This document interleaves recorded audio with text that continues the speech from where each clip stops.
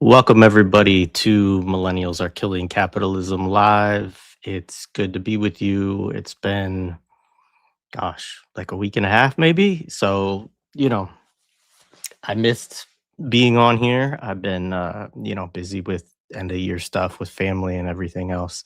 I hope everybody is doing well.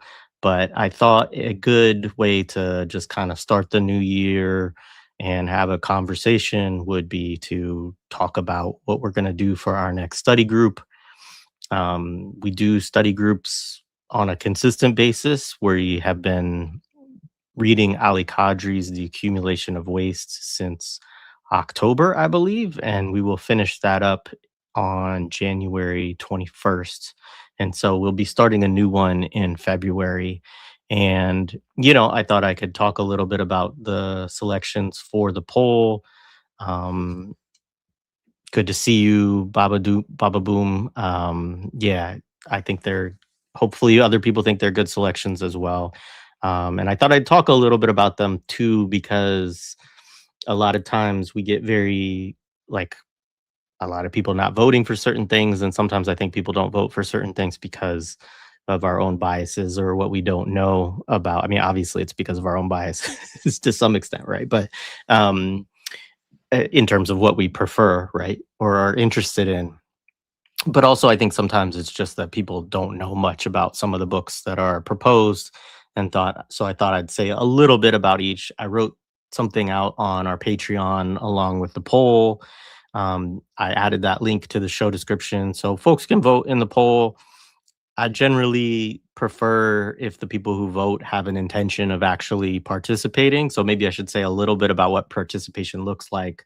Obviously, the difficulty is until you know the date and times, then some people may not be able to. So generally what I would say is usually they start at like 7:30 or 8:30 Eastern time Pacific. I mean Eastern time, Eastern time, right, in the US. And they're usually on a Wednesday or a Thursday night. I don't know which one that will be yet. I have to look at it. The benefit of going a little bit earlier is that, I could probably do as early as like 7 or something like that, is obviously to folks in particularly like Europe or Africa, which we've had folks participate from both places before, both continents. There's a little bit of a benefit to them. If we go later, there's a benefit to folks, obviously, on the West Coast being off of work, and even a benefit, I think, although it might be marginal to folks. We have folks participate in like Australia and, so-called New Zealand, so-called Australia, and so on. And so it's hard. There's no way to balance appropriately all of the time zones of the world in terms of trying to figure out something that everybody can participate in. And I'm always grateful for folks who participate who are not in the US. They always enrich the conversations that we have. And we always have folks that are not from or in living in the US that participate. But it is tricky to figure out something where it's not like 2 or 3 in the morning, somewhere in the world. It doesn't usually work out that way. So anyway, that's what they are. It's a 90-minute meeting. We meet online. Um, we split out into smaller groups. Usually the groups are composed of somewhere between like 15 and 20 folks, sometimes a little bit more, a little less, but usually not more than 25 folks in a group and not less than like 12. Um, and about 100 people can sign up because that's what the Zoom license like allows for. um, it's not a totally secure environment, obviously, if we're doing it on Zoom, but we're also talking about books, so it's not you know, it's not the most subversive activity, although, the state would like us not to be reading books together. Um, so yeah, that's a little bit about it. I guess I could, if people have specific questions, I can answer those as well. So let me just run through what we have proposed as choices, right? And I'm not going to add choices to it at this point. So one is Sharice Burden-Stelly's Black Scare, Red Scare. It's an excellent book. I didn't fully read it when it first came out because it came out right around October 7th, 2023, and I just totally like lost my ability to have an attention span for anything longer than like 10 pages during the first 6 to 12 months of the genocide, and just like, yeah, it just wrecked my brain for my ability to concentrate. And I did go back to it and read it last year and had a great conversation with Dr. Burden-Stelly, where we actually talked a lot about the relationship between her book and the dynamics she was talking about, and the dynamics that were unfolding in terms of the repression of pro-Palestine activists, anti-Zionist activists. And, that was still during the Biden era, right? And so it has only continued, and um, in certain ways increased under Trump, although pretty much everything that has happened in terms of repression of pro-Palestine stuff was really unleashed in the Biden administration. And so I think that says a lot. And so anyways, it's a really good book. It looks primarily at the first half of the 20th century. So it looks at movements like the Garvey movement, the UNIA. Benjamin Fletcher is engaged from the IWW or the Wobblies. A range of, Black communists and Black socialist thinkers and figures are looked at, really, like organizers, right? But it all predates really what we would call, I think it does, it all predates the McCarthy era, right? So it's actually looking at, I think, what's called the first and the second Red Scares, primarily in relationship, of course, to the repression that's going on also against Pan-African movements, Black movements of self-determination, even if they are not socialist or communist, right? And so I think that's what's interesting about it, is the way that she theorizes the relationship between Black scares and Red Scares, and then the intersection of those two things, right? Because you do have Black communists, Black socialists. Um, and then one of the things that I really appreciate about it too is she talks about, rather than using the term counterinsurgency, which is relevant to a certain degree, she also talks about counter subversive, right? Which I think in some ways is more relevant to what we have in the United States at this phase in particular, right? Where we don't actually, there's nothing you can point to and say, oh, like that's an active insurgency.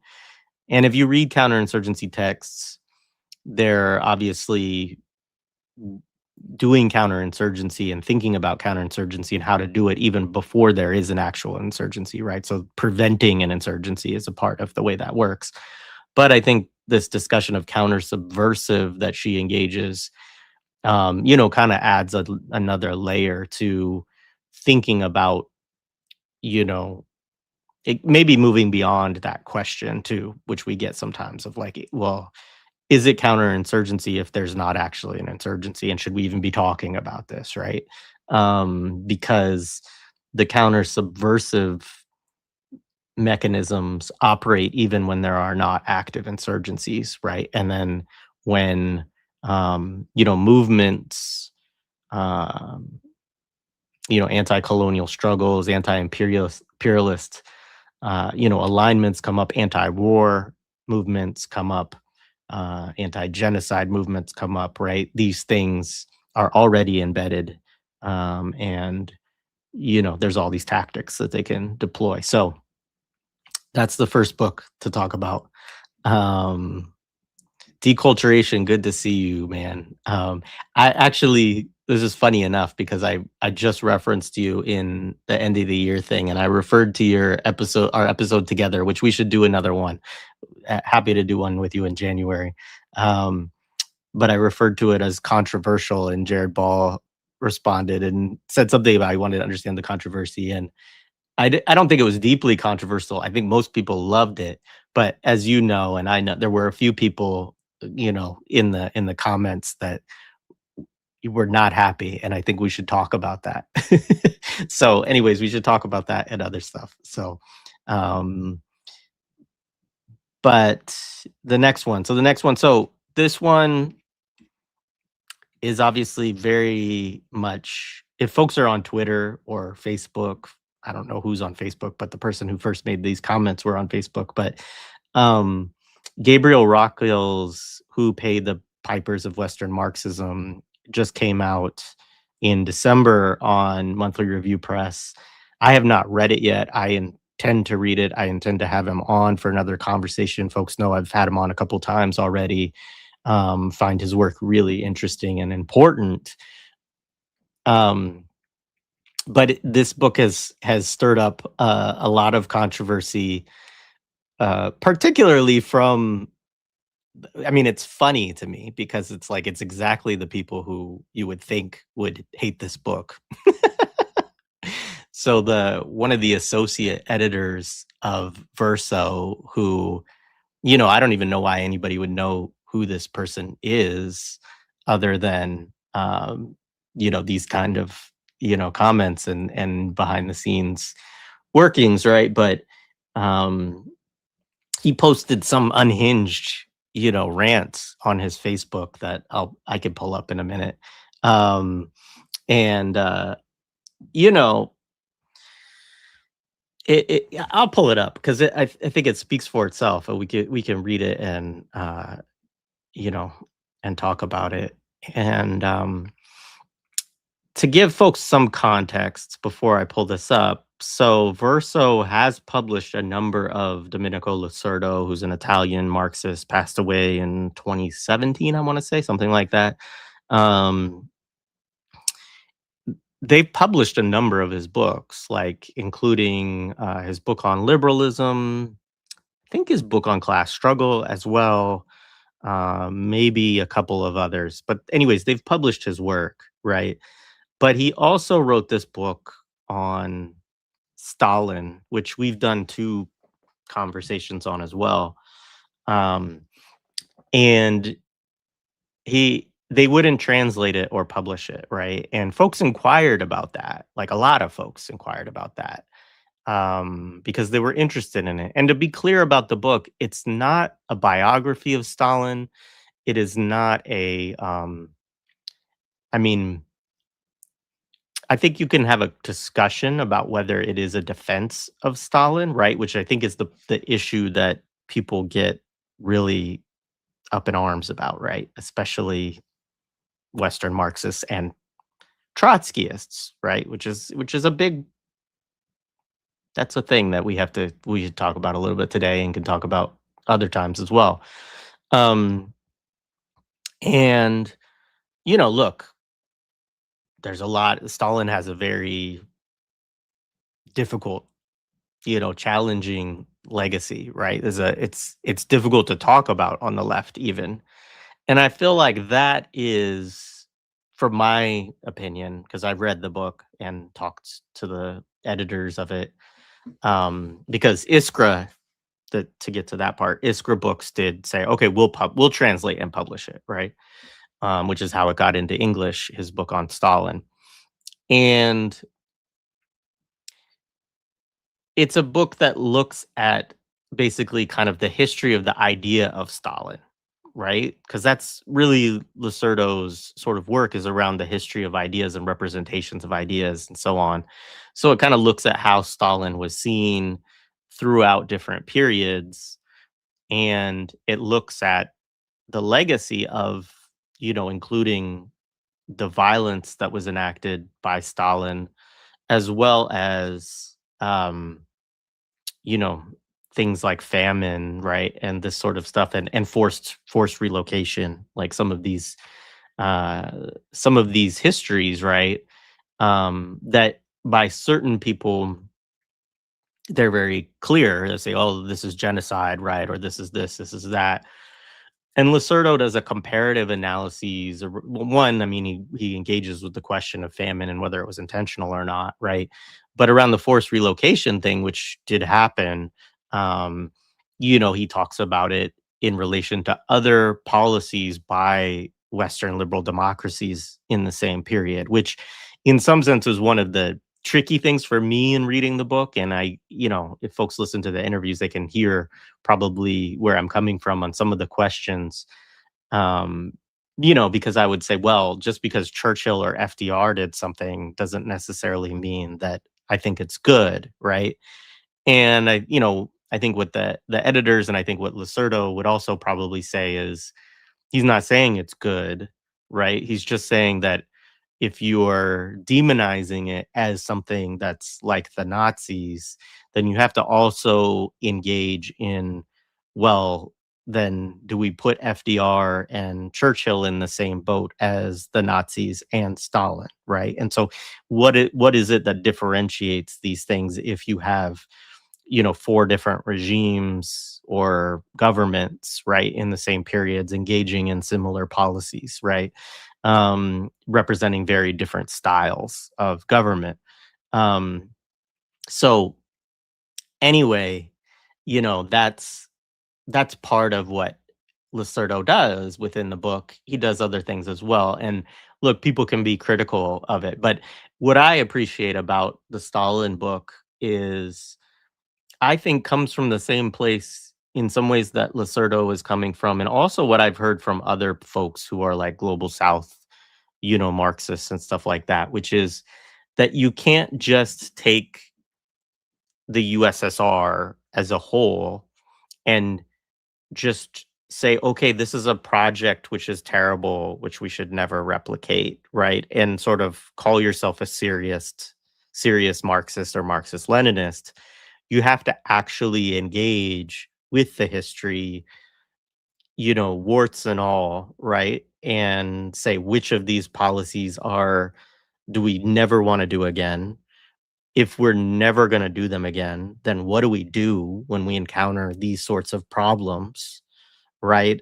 And so I think it's a text that by pushing back upon all of the kind of demonization, dehumanization, monsterization, right, of, Stalin as a figure. Um, no, you didn't miss an hour. You missed like 20 minutes. That it, it opens up space to then engage with the USSR and be serious about it, right? Which I think is our obligation with anything. Um, so anyway, so that aside, so Verso wouldn't publish that book, but they had published other books of Lacerdo's, right? And I mean, several people have made the point. I've made the argument that look, if you think Lacerdo is a good thinker and does good work, then you shouldn't cherry pick, you know, because and their argument is, so well, some of his books are good and some are not good, right? Which I get that. That's true of some authors. But I think that their argument is also a little bit of a, well, he's actually a Stalinist and we should be against that, but we're going to publish some of his books about other things. And, some folks have pointed out that like if he held to certain political and intellectual commitments, then that will show throughout his other work. And I think that it does, right? And so I think for my money, all of his work is interesting and engaging.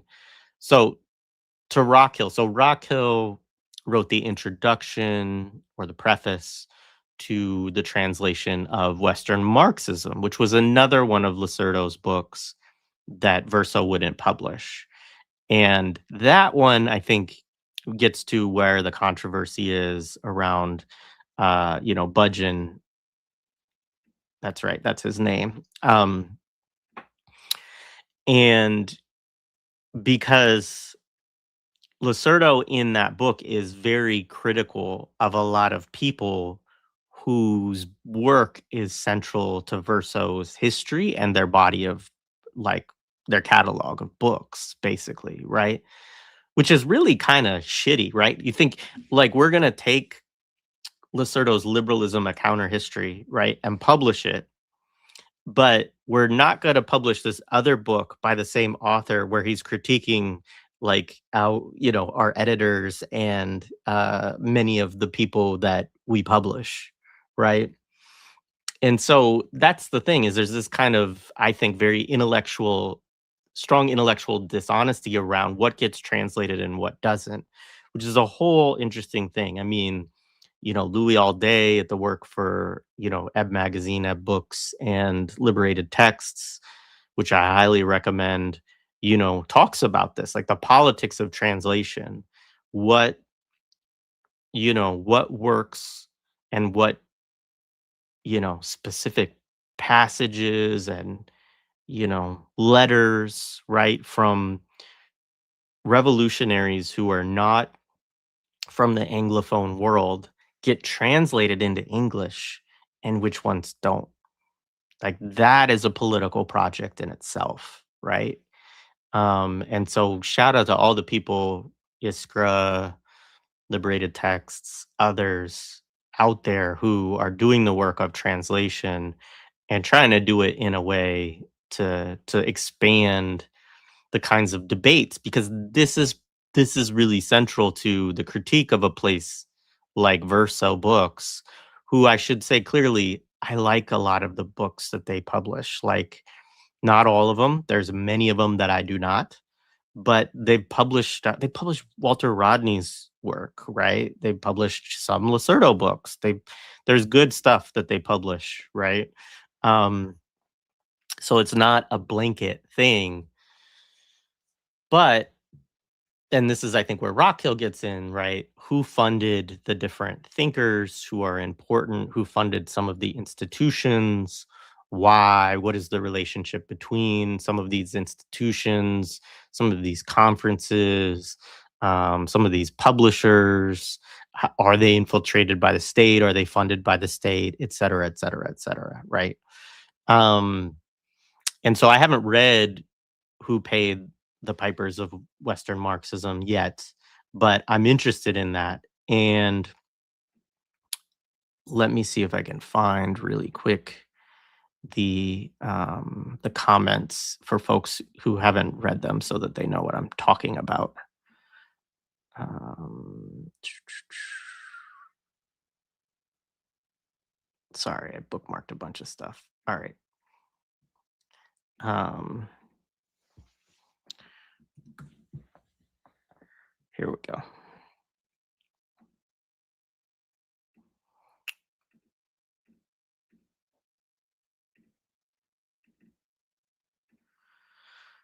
All right, so let's see. Can I make this bigger? Yeah. So this is Sebastian Budgen, who is, I believe, an associate editor. Correct me if I'm wrong.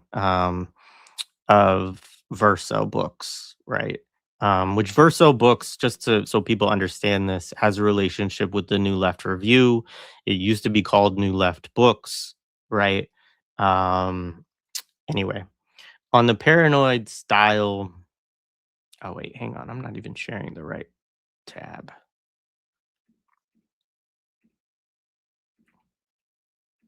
Here we go. On the paranoid style, let me make that a little bigger. All right. In American Marxism, if you are a Usonian leftist and feel that chemtrails, 9/11 trutherism, and COVID vaccine panics have lost some of their allure, I have good news for you. You have two additional Baroque domains to explore. First, there are Grover Furr's ravings, much appreciated by Nick Fuentes, apparently, which discuss the interrogation and confession transcripts of the accused in the Moscow trials as if they are exciting and reliable new archival finds for a critique. See Doug Green's book. Um, and secondly, you now have Gabriel Rockhill's Delirium, only the first of Shutter, 3 volumes, a product of his trajectory from liberalism to midlife crisis campism, which is inscribed in this broader trend of neo-tanky anti-imperialist Marxism, um, i.e., if you don't have an uncritical position on contemporary China, you are not Anti-imperialist.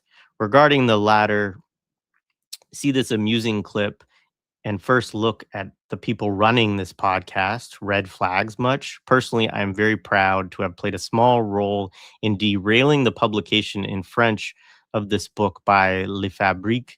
And yes, Gabriel, you do have a permanent life ban from all historical materialism spaces. Rock Hill's shtick is a little different from Furs. A friend, let's call him Comrade Gamma, put this rather well. Among the many amusing and embarrassing characteristics of Rock Hill's personage is the fact in his high liberal rancière and art phase, he routinely described himself as a cosmopolitan child of Paris, but now he's been reduced to grubbing among the unwashed American basement dwellers and internet revolutionaries. I'm reading this as I'm podcasting from my basement. um, he notes that he comes from a farm in Kansas, a literal and authentic peasant, one might say. Certainly, his turn to dwarfish notions of historical causality and shocked, moist-eyed discoveries of loose governmental connections amongst intellectuals do recall various mystified and credulous forms of peasant consciousness, to be sure. End quote. And then says something about rather graciously they let him keep his advance. This must have been in relation, I guess, to Rock Hill's, you know, uh, this book from Rock Hill. He says, I would have been more vindictive, right? So that's this is the thing that started all of the discussion. And yeah, downright mean, like just fucking rude, like just personal attacks, right? And not even any serious engagement or criticism with them, right? Um I think it was a Facebook post. Some of it was said to be in jest, like um another person who's an editor for historical materialism inquired about this lifetime ban of Rock Hill and was told that that's not true. But anyway, the so this book is published by Monthly Review Press. Monthly Review Press obviously has a different, historical lineage and trajectory than New Left Review, and then Verso Books, right, which is their press. Um, and I look forward to reading it. There's obviously been a lot of back and forth. There's folks who've written defenses of it. One thing that I saw, see if I can find it.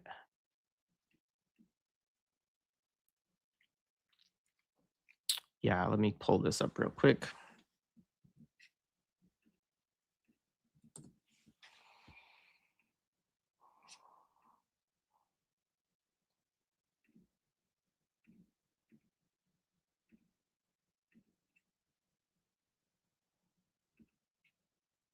So this is a Substack article, right? He's just summarizing here, but in defense of Gabriel Rockhill's Who Paid the Pipers of Western Marxism, Anti-imperialist Marxism versus the imperial theory industry, um, Bishrahat, Bishharat Abbasi, apologies if I mispronounced it, assistant professor of philosophy at the University of Sindh, Pakistan, writes the significance of Rockhill's book. It marks a shift in the balance of forces, the reemergence of anti-imperialist, state-oriented, global South-aligned Marxism as a confident intellectual current that no longer seeks approval from the imperial core. And I think that summarizes in a lot of ways kind of what's at stake amid a lot of this, right? Folks who have been in the Ali Kadri study group. Ali Kadri refers to a lot of these Western Marxists as house Marxists. Um, and there's other terms that he uses, right? But the argument is this, right, is that sort of Western Marxism from Lacerdo's vantage point, also from Rockhill's, it provides a Marxist influenced and sounding and theoretically related um, set of theories, right? That do not fundamentally challenge Western imperialism, right? And so you could go back to Lenin, right, and think about the importance of anti-imperialism. It kind of can take you back to that question in the Second International, right, around like should Marxists support their own governments at war against each other, right? um, or should they, be opposed to the war, try to bring the war home in a certain sense, um, build solidarities internationally among those who are resisting imperialism, right? And there's more. That's a big summary. There's a lot that's being glossed over, admittedly, there in some of those debates. But part of it is like, what does solidarity look like? And is it people to people solidarity, or is it, people to states? But that's a key question, right? Is do you defend states and governments that are facing the wrath of US led imperialism? If you don't do that, then you don't do that, right? And so to put it simply, if you don't do that, then are you actually challenging imperialism in the form that it takes in the world, right? Are you challenging the evaporation of governments? This gets tricky too for people, right? Because it's like, well, I don't want to support, Saddam Hussein, or I don't want to support, um, you know, Syria, right? Assad, right? Like these kinds of questions, Gaddafi, right? Um, and you know, that's one layer of questions. Another layer of questions is, do you support Venezuela? Do you support Maduro? Do you support Cuba? Do you support the leadership of Cuba? Do you support China? Right? These kind of questions, right? Um, and for New Left Review, Western Marxist Currents, the answer is just sort of unilaterally no. There might be some nuance in that, right? But basically, they do not.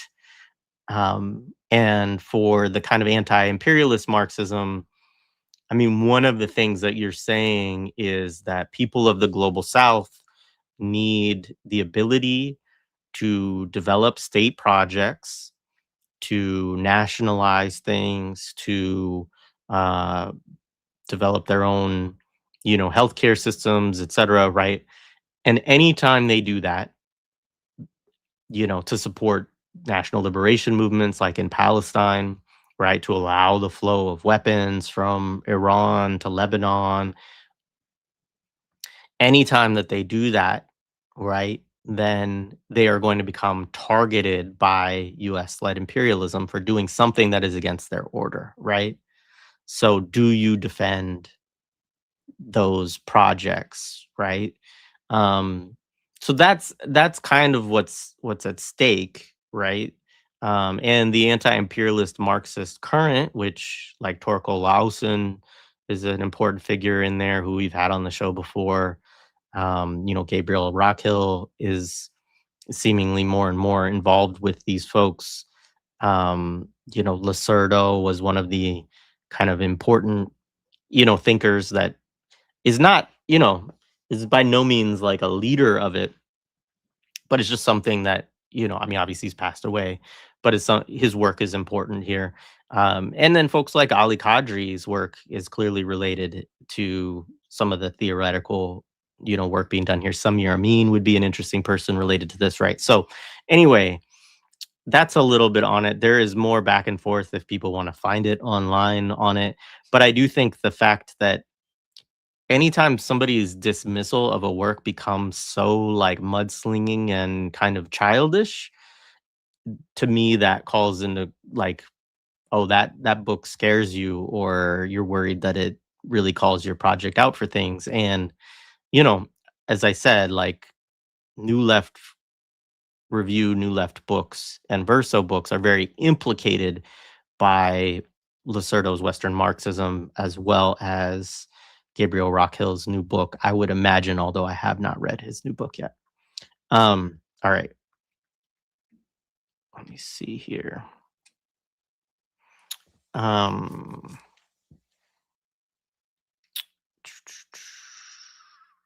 all right.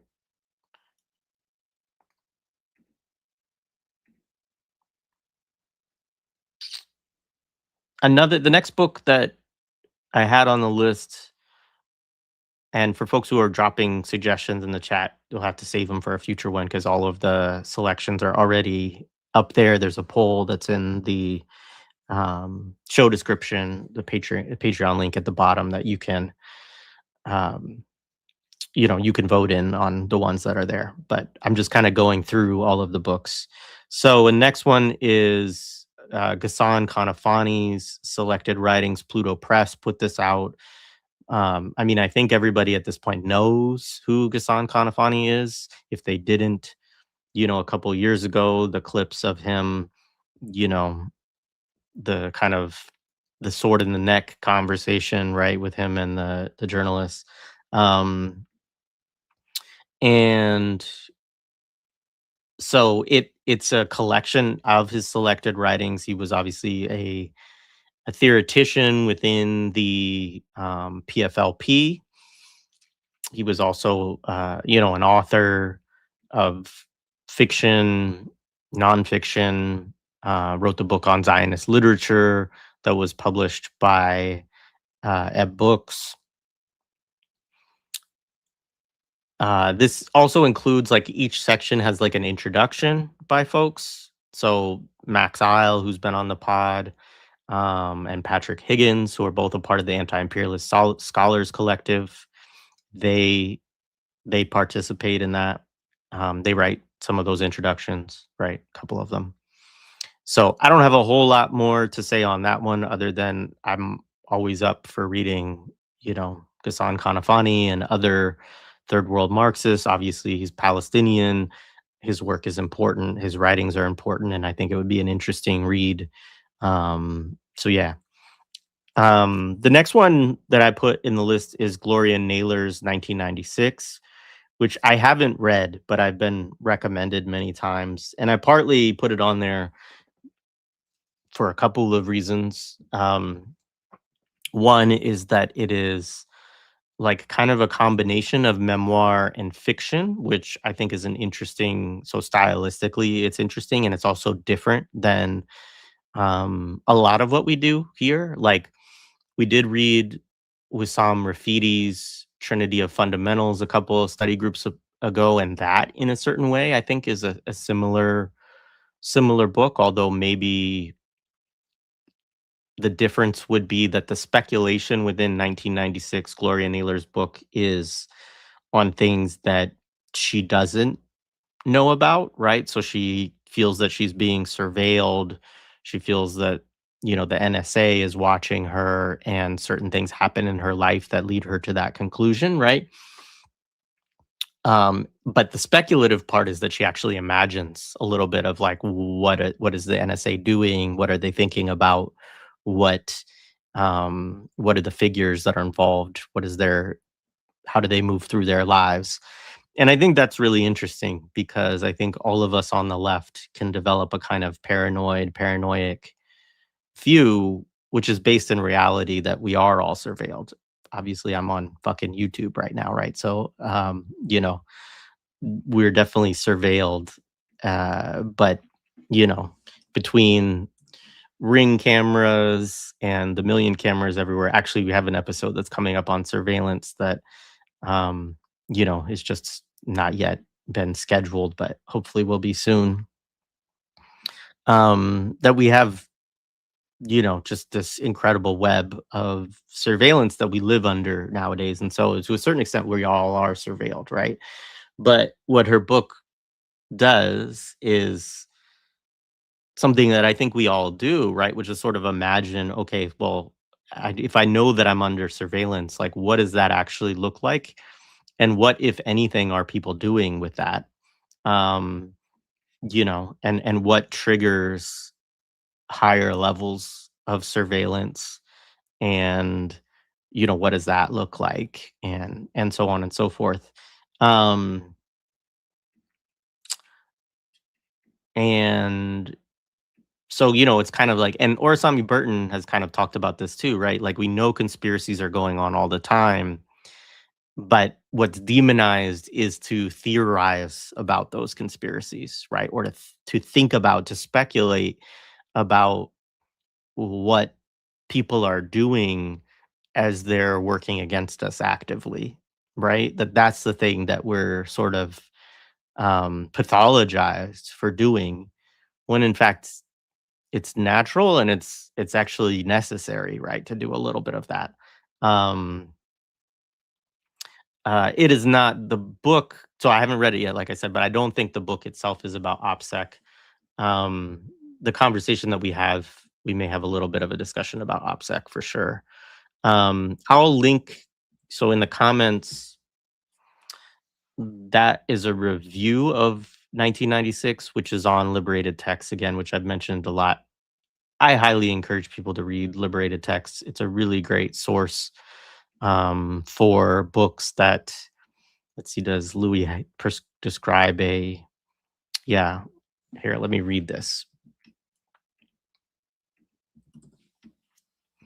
because it's a good statement about what it is. Also, we've interviewed Louis about Liberated Texts on the audio side if people want to go back and look at that. But Liberated Text is an independent book review website which features works of ongoing relevance that have been forgotten, underappreciated, suppressed, or misinterpreted in the cultural mainstream since their release.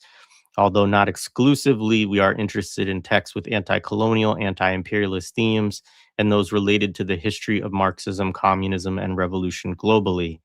In addition to our reviews, we have formed a publishing partnership with Ebb Books in order to republish or publish in English for the first time similarly underappreciated texts. The first publication released as part of this collaboration in July 2022 was an English language translation of Ghassan Kanafani's On Zionist Literature, originally published in Arabic in 1967.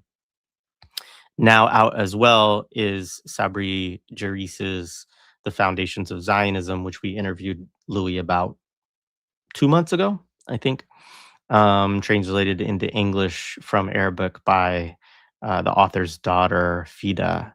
And this was the quote that Louis read that I always appreciated. So, um, books differ from all other propaganda media because one book can significantly change the reader's attitude and action to an extent unmatched by the impact of any other single medium. Books are the most important weapons of strategic long-term propaganda, and this was said by the head of covert action of the CIA in 1961. Now, obviously, 1961 is 60. Folks are going to make jokes because I put out an end of year thing, not knowing what year it was yesterday. But I wrote about the end of the year, 2026. So, anyways, 65 years ago. I think that's right, but I'm not good at math or knowing what year it is. So that's Liberated Texts. There's a review again of Naylor's book there. I suggest folks read it, consider it. It's definitely what I'm interested in reading now or at some point in the future. So another one regarding Rockhill and who paid the pipers of Western Marxism is we could read Domenico Lucerto's book Western Marxism. I think the benefit of doing that is you get a different vantage point on a similar question, where Lucerto is arguing kind of what are the dimensions of what he's calling Western Marxism. How does one describe it and recognize it? What are the features, right? And what are the problems of it? And what does it not do? Like, what are the hard limits of it? Um, and yeah, I mean, I've read it. We did a conversation with Rockhill actually about it. Um, And I found it really good. I think it's something that we kind of all recognize when we talk about, so some of the features that he talks about are um kind of folks who support every movement except those that attain state power, right? So like we're all for, this movement or that movement, and we can name them, right? But once they attain state power, that's something that, oh, it's no longer worth supporting. Oh, now you're supporting a state. Oh, states are authoritarian and bad, et cetera, right? And also support like every kind of communism or socialism, right, except the ones that attain state power, right? Which is, we see this. Um, Another is the kind of is about developmental is a kind of developmental critique, right? So once a state, part of the reason one attains a state, right, particularly states in the global south, is to be able to direct its resources towards its own national projects rather than having its resources hijacked by the global north, which is a really difficult problem. We read Samir Amin's Accumulation on a World Scale, which is sort of like 600 pages of trying to figure out how to avoid that problem, and coming to the conclusion that it's very, very hard, but you have to try. Um, so there's folks who critique, and we could talk about degrowth in this way, right? There's degrowth folks who think that we should just reduce growth, that we just need less growth, and that's how we save the planet. Okay, but the United States and Europe are already these very advanced capitalist societies, right? So they could do considerably less growth and still retain a fairly high quality of life for the people who live in them. That's not the case in places in the global south, where the quality of life and the life expectancy and all of these things are already incredibly diminished by um by imperialism, right? By the lack of development in one way, by forced lack of development, and so on, right? Um, yeah, Mtume often references Lacerdo. I've referenced him quite a bit. Very interesting thinker. Um, I do think that one of the limitations I find around Lacerdo is a little bit within his methodology, which is he's sort of a historian of ideas. And there's something about it that can feel a little bit, I don't want to say anything is going to get me canceled here, but it I think there's limitations to what you can do within that, right? Which there's limitations to any field or any realm of theory, right? It doesn't necessarily help folks orient practice. Yeah, people are going to get mad at me. Um, so much as what not to do, right? Which is, I guess, a part of orienting practice. And what it does do and has done for me very well is raise relevant questions that I sort of ask myself and challenge myself of, okay, um, if I don't want to be someone who falls into these categories of Western Marxism, like what do I need to do differently in my approach to actually activate some kind of meaningful anti-imperialism? So I guess in that way it does help orient practice to a certain degree.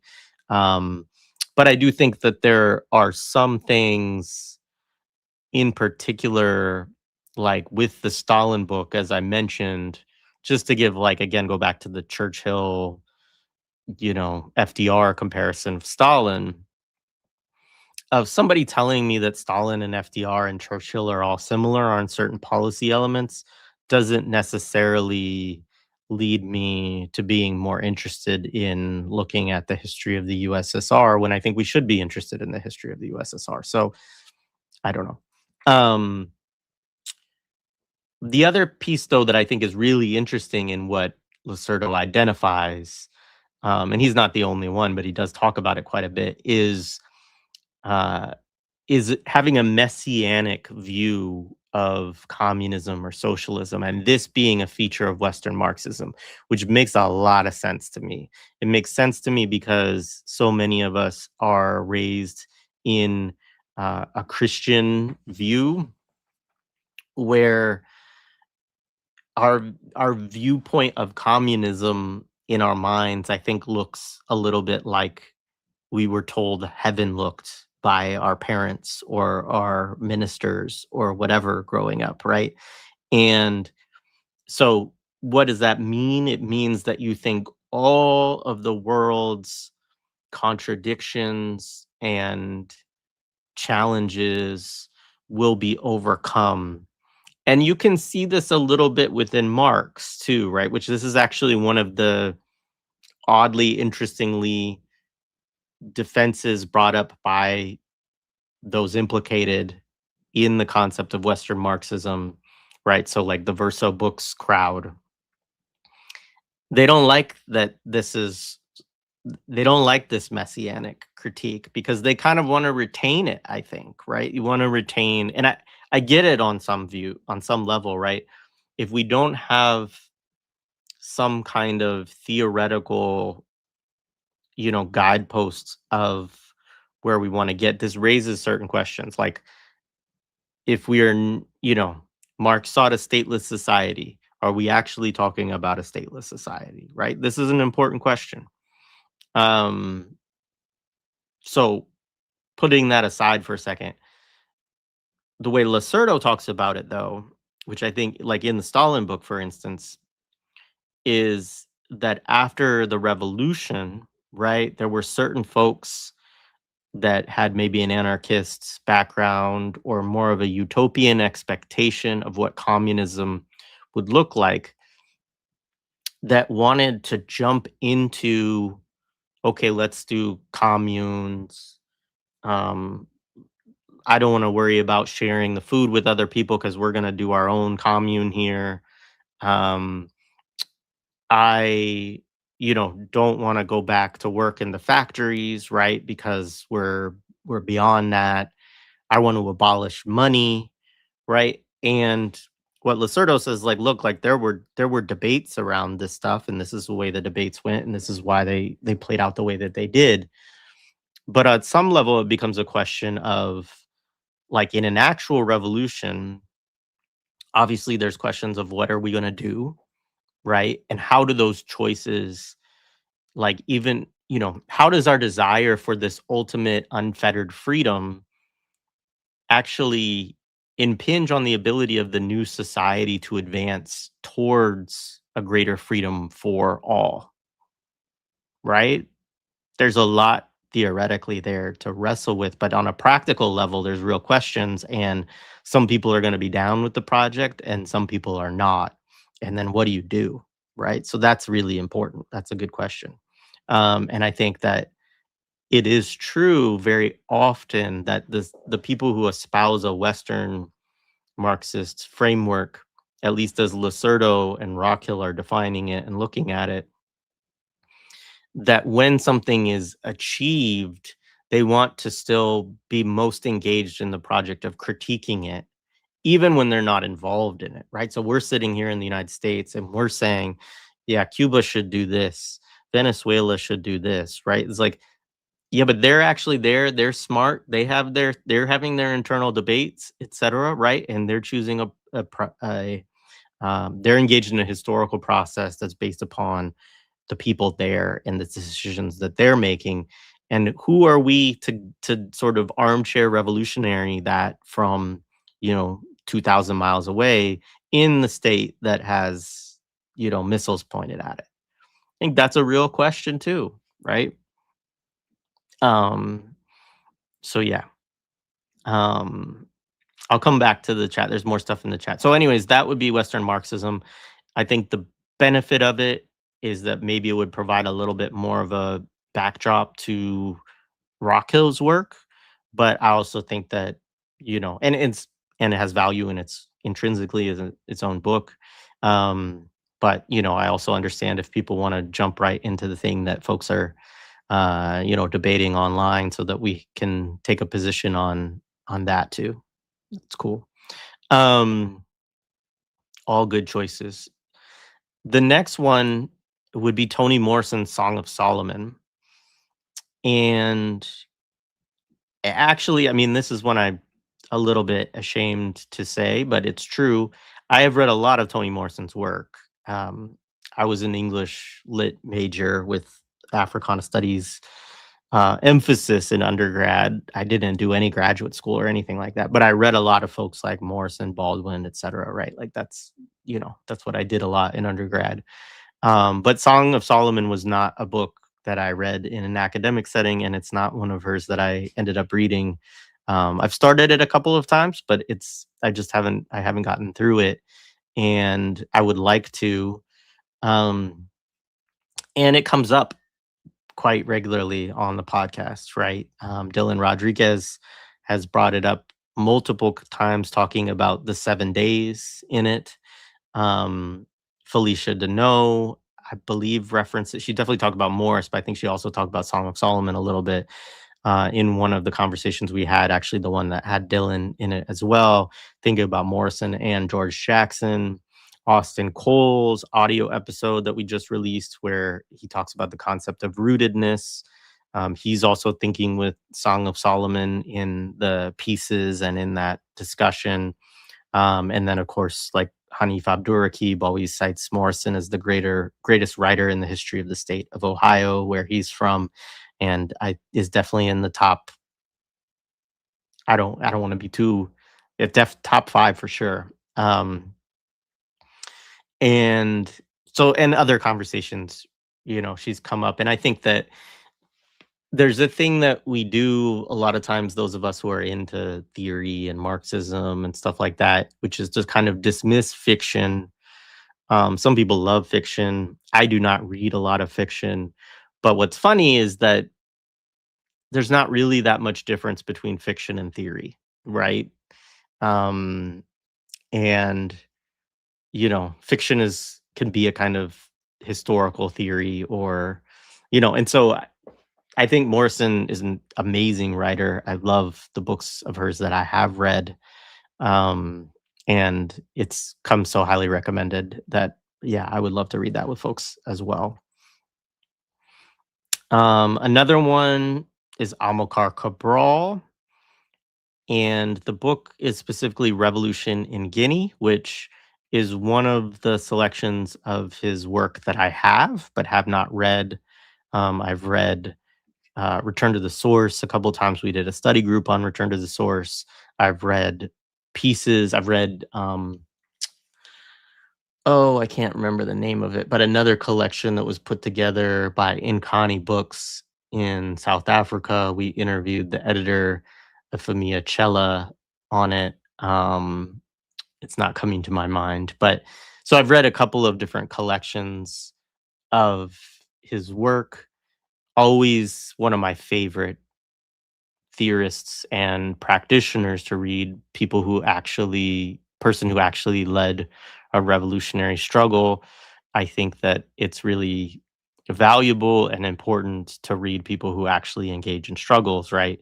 um Ghassan Kanafani would be one as well in this instance, but Cabral, in a leadership role as a key thinker, and as someone who I think, others have pointed out, has a dialectical and historical materialist, um, framework, but also engages with questions of culture and things like that a lot, and does not, never called himself specifically a Marxist, although you can tell, that his mode of analysis is influenced by, the modes of scientific socialism and historical and dialectical materialism nonetheless. And of course, when we interviewed Antonio Tomas, that makes sense because um, Cabral read Marx. He studied with communists in Portugal during his time there, but ended up ultimately linking up with with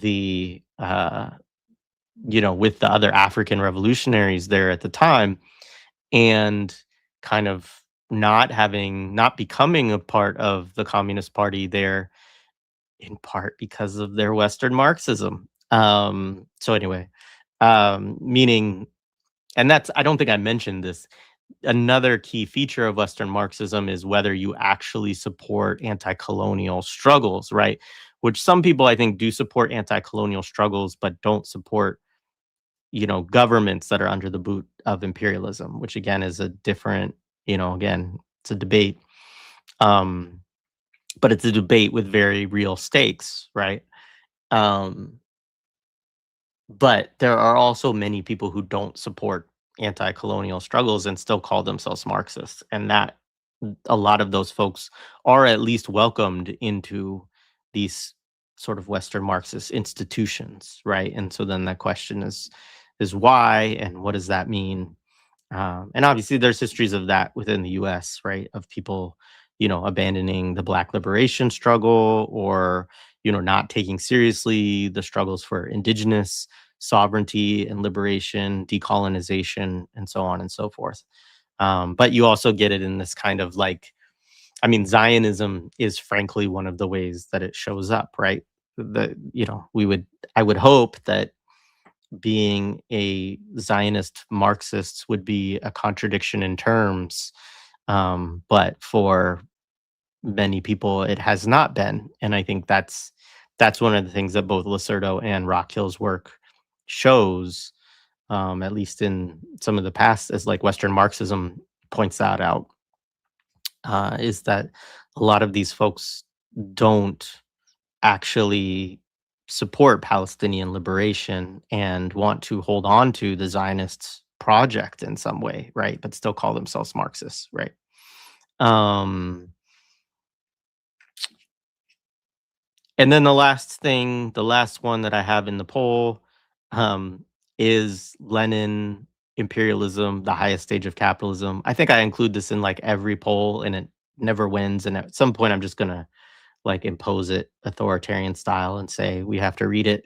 But I do think that there's a lot of value in reading Marx and Lenin. And the pushback that I often get, which I do think has some merit, is, well, there's lots of places where we can read Marx and Lenin. There's always people who want to do that, but there's less places where we can read Cabral or Fanon or Gloria Naylor or Ghassan Kanafani or Lacerdo or Rockhill. And I think that there probably is truth to that. Um, and I think so that's kind of why I've always sort of accepted, okay, like let's let people choose alternatives, and we've often chosen really good alternatives. So that's great. But also, every time we do a study group, and folks who are in the study groups, I think, can vouch for this or maybe represent this.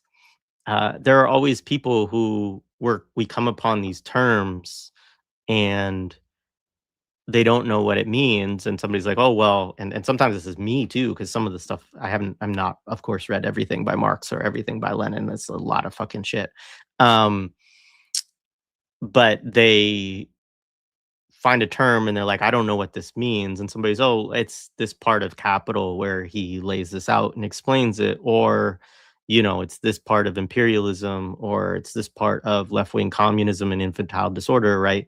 And so I do think that our, at some point, even though there are those other spaces for sure where you could read Marx or Lenin with people, that a lot of us say that, but we actually aren't doing that either, right? And so it's important to do that. So again, I think at some point this year, I'm just going to pick a Marx or a Lenin or both and have us read it.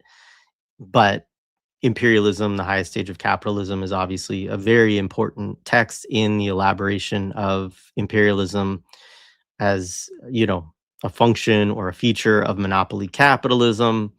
And even though monopoly capitalism and imperialism have changed, certainly in the 110 years since, Lenin wrote that book, it's still, even with like Ali Kadri that we just wrote, and other people have said this, Vijay Prashad, the Padnaics, etc., right? Like that there is still a system here, and we can't pretend that we've moved beyond it completely.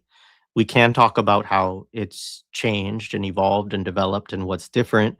And I think also, Ruth Wilson Gilmore, I think, has said this as well, that one of the beautiful things about reading Lenin is to look at how he analyzed his own time, right? So that then we can do the same thing, right? Which I think is the importance, right? It's never with when you're reading Marx or Lenin or Rosa Luxemburg or Cabral or whatever. It's never to say like, oh, we're in the same place as them, so we have to do the same things as them. It's to look at the process that they use to analyze the conditions of their societies, of the struggles, and so on, to then develop theoretical points around this is what we should do based on this, right? So I think there's both an importance in understanding how he articulated imperialism and how we might think about imperialism today in relation to that as anti-imperialists. And there's a value in um, looking at the process that he uses to analyze those conditions to come up with his conclusions, as well as with Lenin. It's always just great to read how he, like, as contrapoint to that horrible Budgeon Facebook post.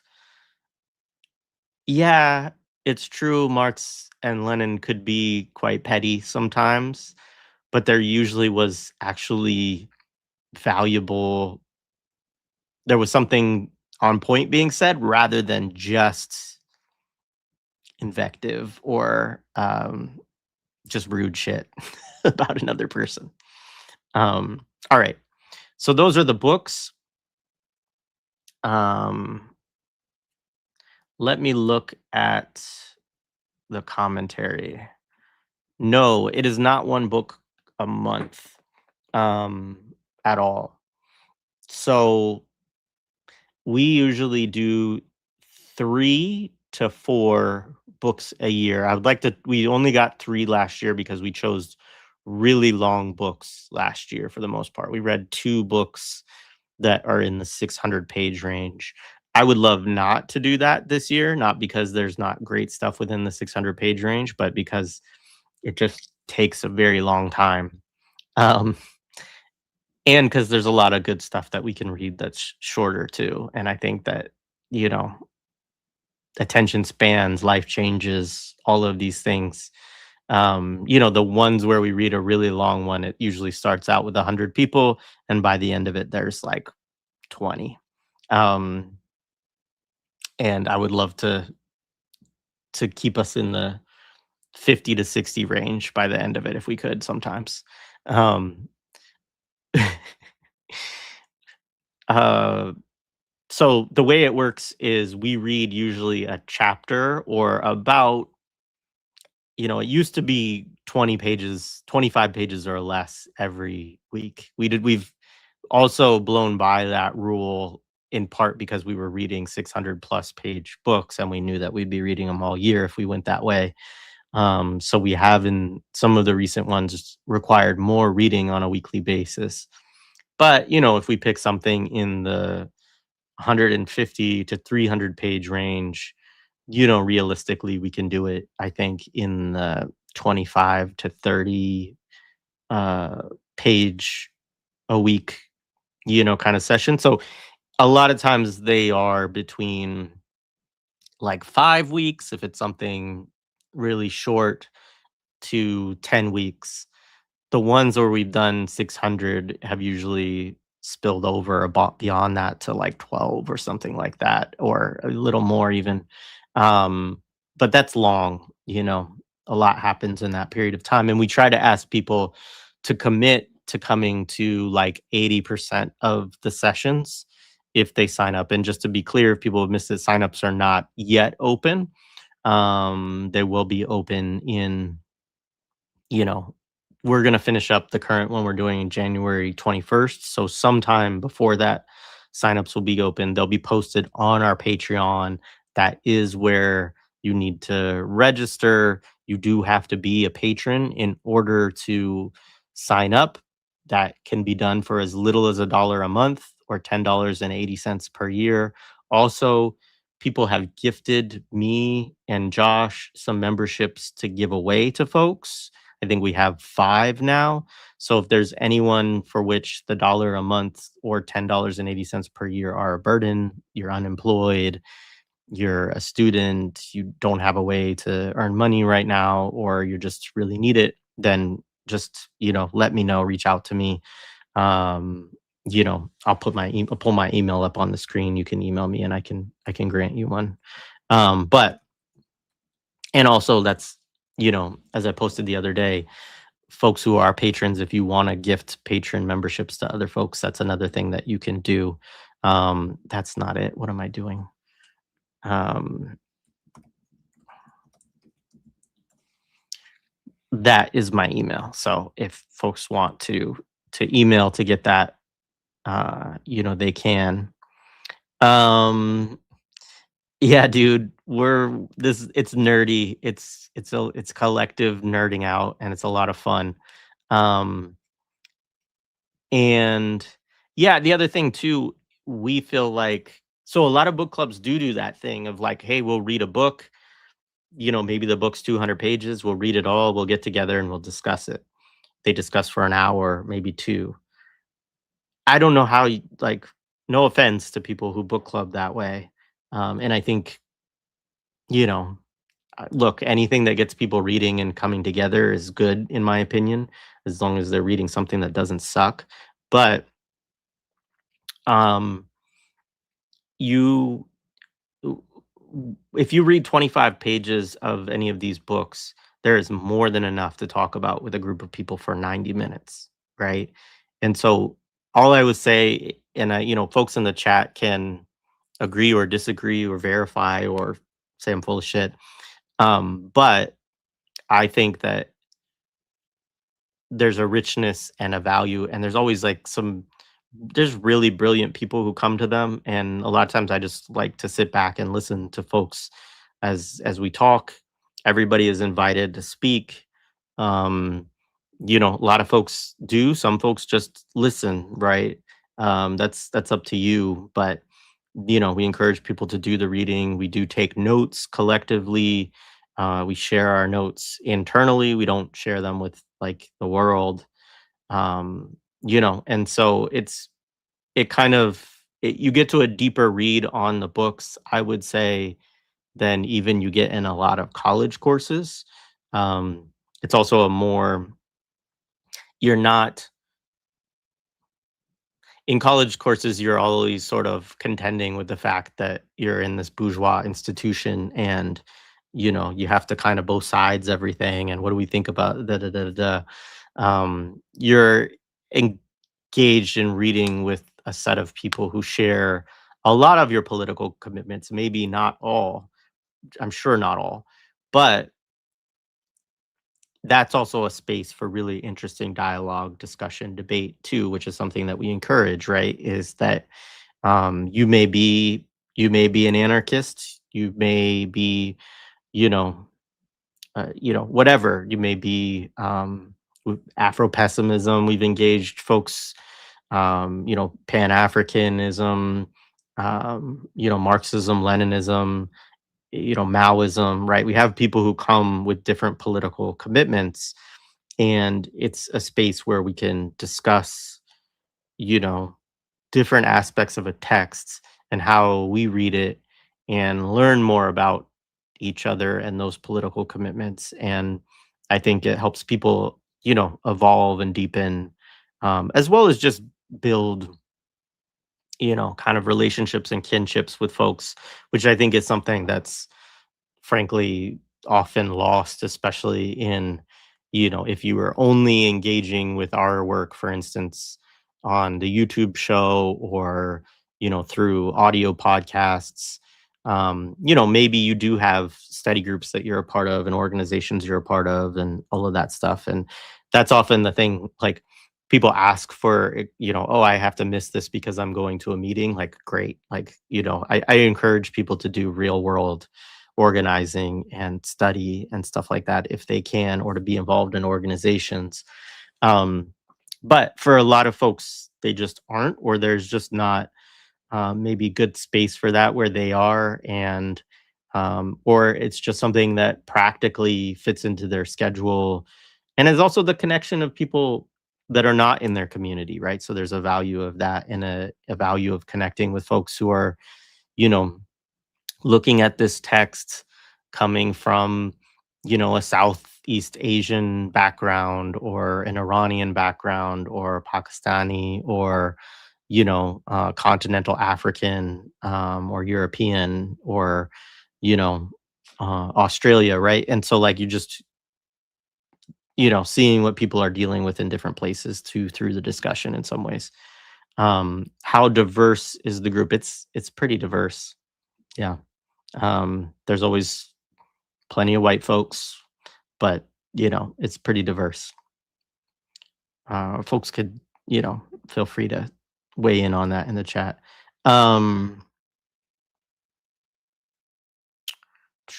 all right, I'm looking back through both. Synopsis of Black Scare, Red Scare. To be black in the US is tough. To be a communist in the US is tough. To be a black communist in the US is really tough. Um, hmm.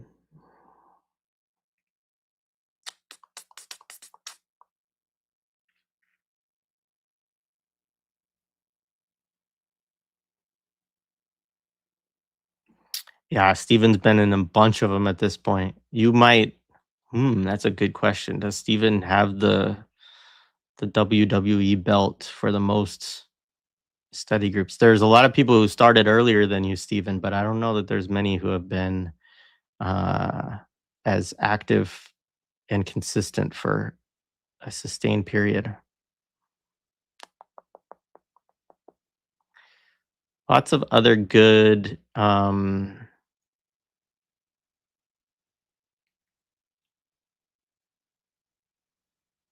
What is this? The break in voting for Morrison is reading something that is not a debate with Marxists or economists.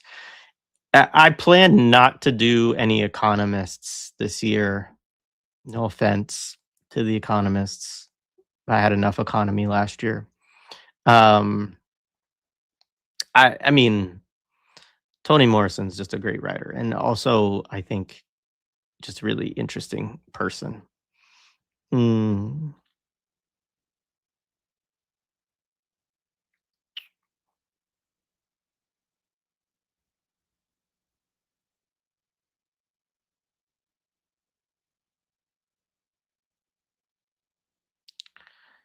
a a good question. I don't know if anybody actually asked this, but I'll answer it anyway. Um, so people often ask, what have we done in the past as study groups? So currently, as I said, we're doing Ali Kadri's accumulation of waste. I've been doing that since October. This past summer, we did Safia Bukhari. Um, if anybody has questions of titles, I can add them later, but that's the war before.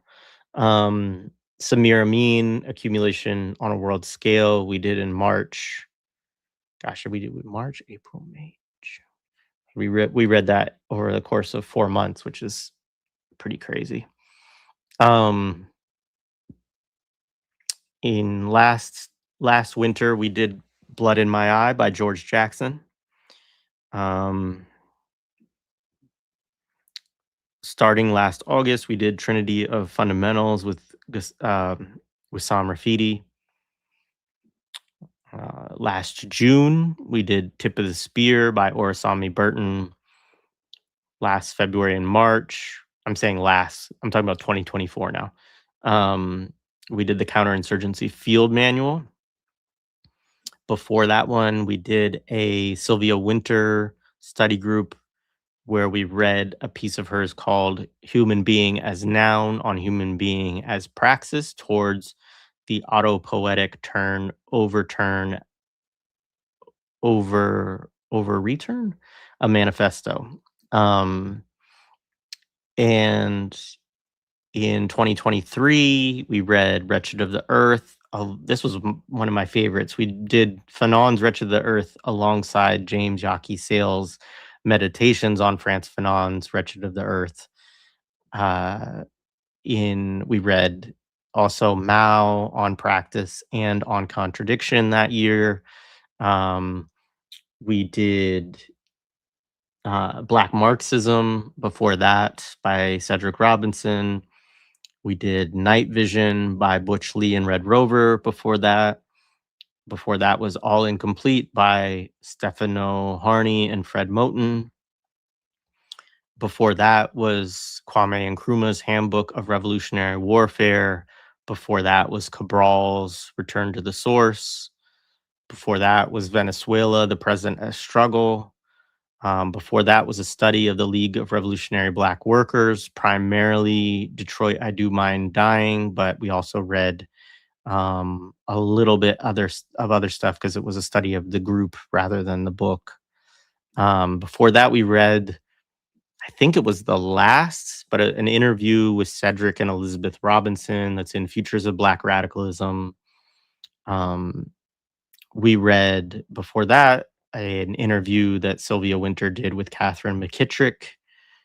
Um, Before that, we read an interview of Robin D.G. Kelly, Solidarity is Not a Market Exchange. And before that was The Undercommons by Fred Moten and Stefano Harney. And the very first one I did, which is not really related to millennials, was a book called Who Do You Serve, Who Do You Protect, which is actually a collective of like truth out writings about police and abolition and stuff like that. Um, all right.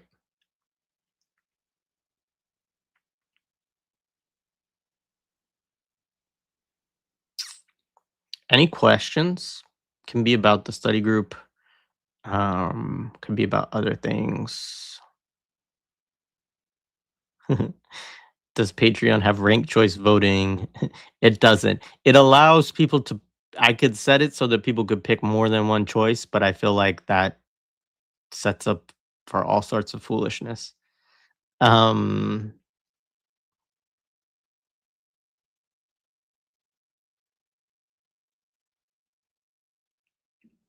yeah, this is interesting. I I actually, for me, it's the opposite. I mean, I love study groups and I love nonfiction and study groups, but I won't read fiction unless I do it as a study group. Um,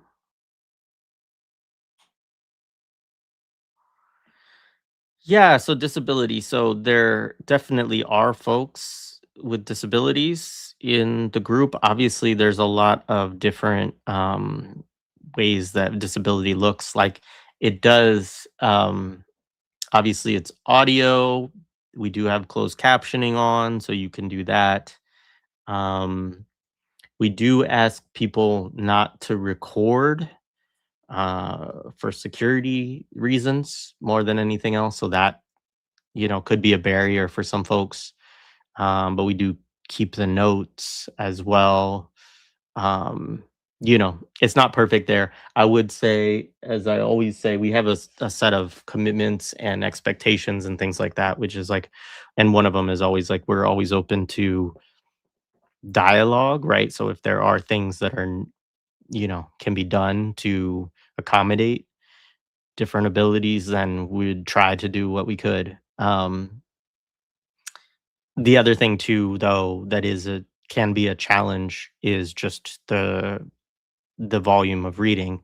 Usually, you can either read, you know, read it yourself, right, from a text, or you can get like a PDF. The only one that might be an issue with is the Ghassan Kanafani. For some reason, I don't think there's an electronic copy of that book, but I believe there is for everything else. Um, but we probably could figure that out, scan some stuff or something if we needed to. Um, so if you can get a digital version, it can also be read aloud. So there's some different things we can do. And again, open to dialogue on that. Yeah, Blood in My Eye is great.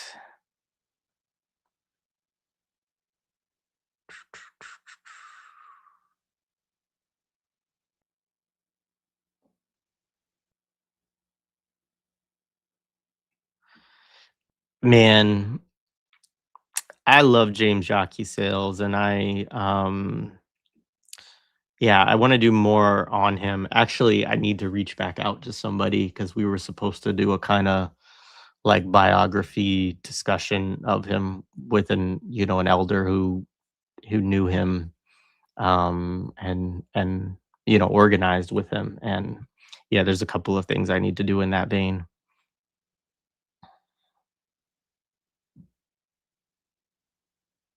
But, yeah, Key was incredible writer and thinker.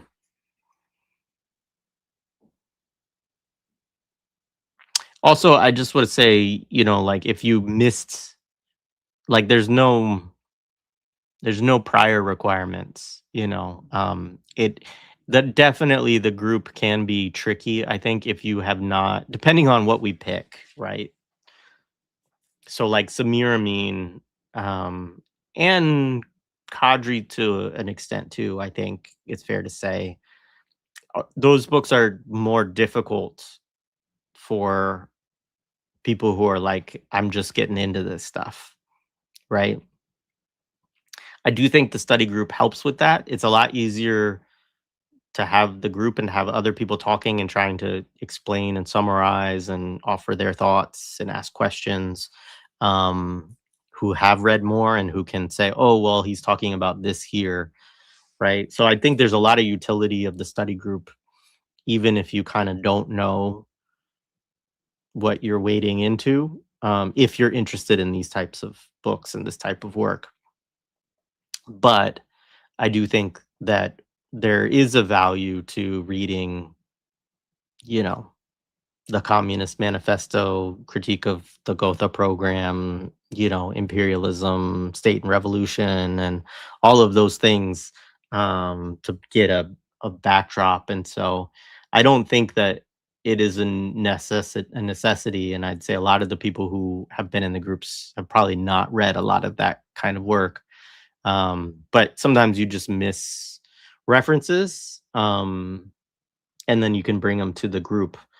That's something that one time we tried to build a glossary off a book and we didn't actually stick to it or do a good job of it, but I'm still convinced that that's a good idea, to create a kind of, glossary of terms as we move through that we're trying to collectively define through the book. Um, yeah, I agree, Chitty Matcha, and I think it also, yeah, it's also just a good way to like find other people, um, find some form of community around this stuff. I look forward to this. Yeah, Harry Haywood, that would be a good one to do at some point. And it's shorter, I think, than Black Bolshevik, which I have on my shelf that haven't read um because it's long. All right. Yeah. This is a thing too, and we've gotten into this at certain points, like especially reading Winter and Moten and Harney. One of the things that's interesting doing this over the years, also with Samir Amin uh, Ali Kadri, but it's like different. There's different groups of people who engage with our podcast who come to different study groups, right? So there's like a core group of people who are fairly consistent in coming, even if it's something different, because they just like the group and like being there, and like reading with other people, etc.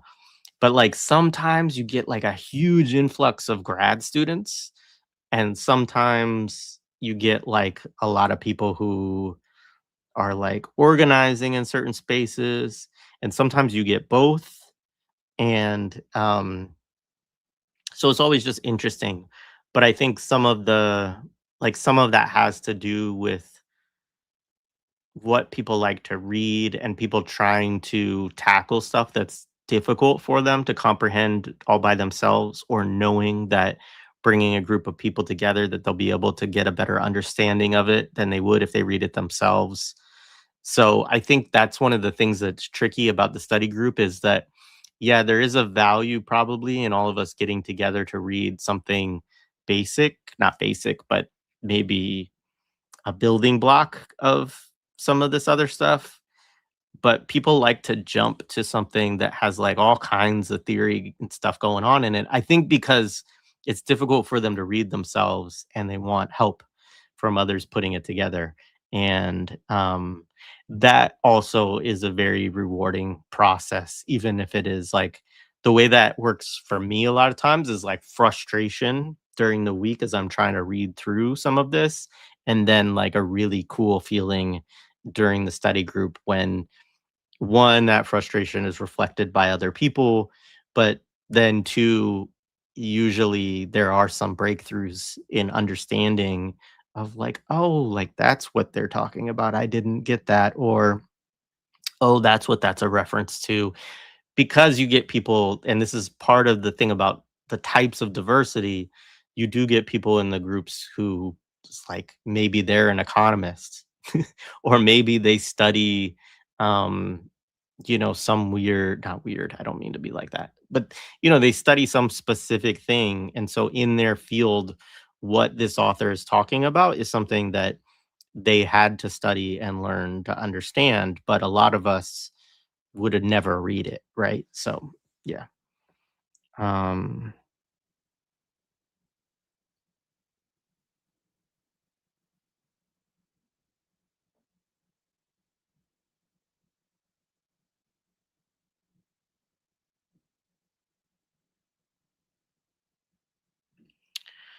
yes. So if you're a patron, then you've already taken care of the most significant hurdle. The this so what happens is I will put out a post and I always try to post it like first it goes to Patreon, then there's usually a post on Twitter, although I'm maybe leaving Twitter in 2026. I'm seriously pondering it at this point. Um, and I'll probably post it on Blue Sky as well because I do a little bit of posting over there now. I don't know about Threads. I'm not I hate what's happened to social media over the last 3 years. Um, I will post it on our IG. So I posted a few places, but first it goes to Patreon, and it'll be a sign up post on Patreon. And what it will usually be is you'll email that email um that I had up earlier, and tell me that you're gonna do it. But I don't have people preemptively do that, right? So if people do ask me all the time to say, "Hey, I want to sign up for the next study group," and until I post the signups, I don't accept them because I want people to actually look at the dates and times, look at their schedule, read through the commitments, look at the reading schedule, and feel good. Like, yeah, I'm gonna really try to do this. And that doesn't mean that, look, life happens, you move, your job, changes your shift, you join an organization, have a tragedy befall your life. All of those things happen and people aren't able to fulfill the commitment. I get that. But the point is to do your best, right? And one of the commitments is always to try. You think you can go to 80%, 75 or 80% is usually based on how many groups there are of the sessions. And then you try to do that, right? And yeah.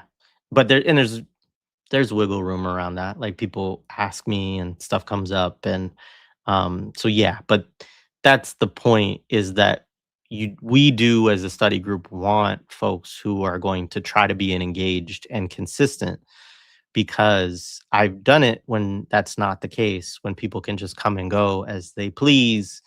And not only do you get the dwindling numbers, which you generally get over time anyway, which I get too, but you get a weird situation where it's like 10 people show up to one group one week and then 10 different people show up to the group the next week, and there's no continuity kind of in, you know, the participants, the discussion, did people read the week before, like all that kind of stuff. So making the commitment is beneficial, I think, to your own experience, but it also is beneficial to the whole group. Um,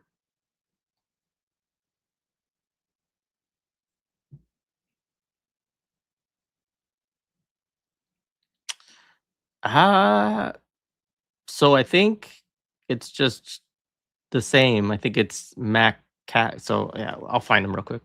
Um,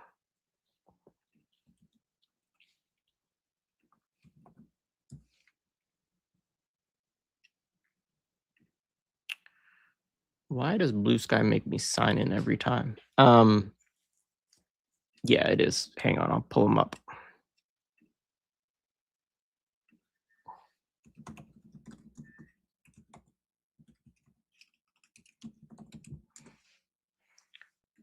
So yeah, I don't remember all the Blue Sky stuff, but it is at JB Ware for mine, and then the channels one is the same as it is on Twitter and IG. It is just MAK capitalism. Millennials are killing capitalism.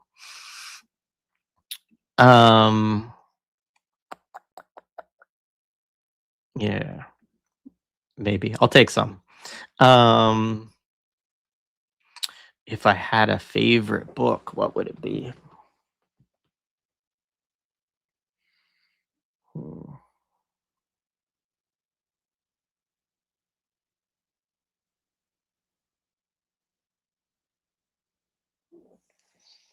That's such a hard question.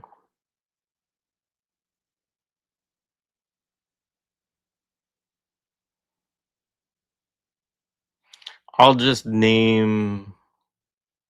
No, I need to think about that. I'll do a post on it or something at some point, or a separate stream. I mean, I love Return to the Source by Cabral. I love Blood in My Eye by George Jackson. I love Meditations on Frantz Fanon's Wretched of the Earth by James Jacques Sales. I love Wretched of the Earth. Um,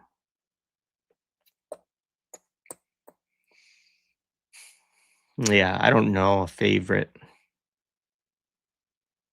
I don't know. It's a good question.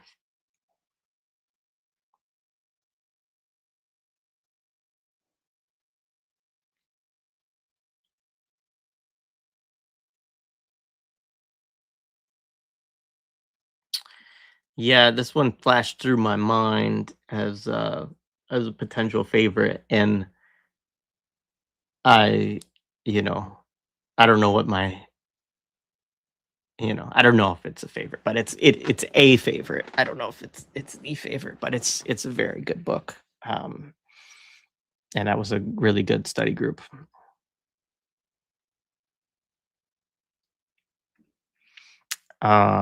Yes, who are required? Yes. So it is not. We do not require anyone to speak. Right. We actually more often, the problem I worry about more often within the study group, um, and this is really a product of maybe working on some facilitation support guidelines, expectations, for myself included, because I don't do a good job of it when I'm facilitating, is that, and I've been told this by people, right, is that sometimes people feel like the same group of folks tend to dominate the discussion, or that there's a lot of discussion from, 4 or 5 participants in a breakout room, but there's like 10, 11 folks who aren't participating that much. So it's a very easy space if you just want to listen, but you want to be a part of it. That is definitely something you can do. But I think we do have to work on a study group a little bit of, like, how do we cultivate more engagement and discussion from people who want to, but maybe feel a little bit intimidated or don't want to raise their hand or, whatever else. Because I think there's sort of three tiers of people. I'm sure there's more than that. This is like, just me trying to make sense of what I imagine in my brain. But there's like the people who are like ready to talk and they're like have a lot to say and questions and etc. And then there are people who have a question or have some thoughts or but they're not necessarily very proactive in doing that. And so if other people are talking, they'll just kind of sit and, do the wallflower thing a little bit. And then there's folks who, like what you're talking about, it's beneficial to them to just listen and watch and, and just want to be there. Um, so there's those different tiers. And I think the they're all fine, but that middle tier is the one that I think we need to figure out, be a little bit more strategic about, you know, what we say and how we frame it in terms of trying to encourage more participation because there's also some of us I think in the group who don't like silence. And so if nobody's talking, we'll just jump in and we'll start saying stuff and keep it going, right? And we have this need to like keep the conversation going when sometimes maybe 10 seconds of silence is what's needed to get somebody new to come in to say something that, you know, may be deeply profound, as has been the case sometimes with those folks that don't engage that much. Or it just is a good question that other people have or that one person has and is worth answering. So yeah, there's all that kind of stuff. There's also the chat, right? So the some people prefer to just engage through the chat or respond or post links or say little things in the chat as opposed to speaking, and that is also okay. Mm.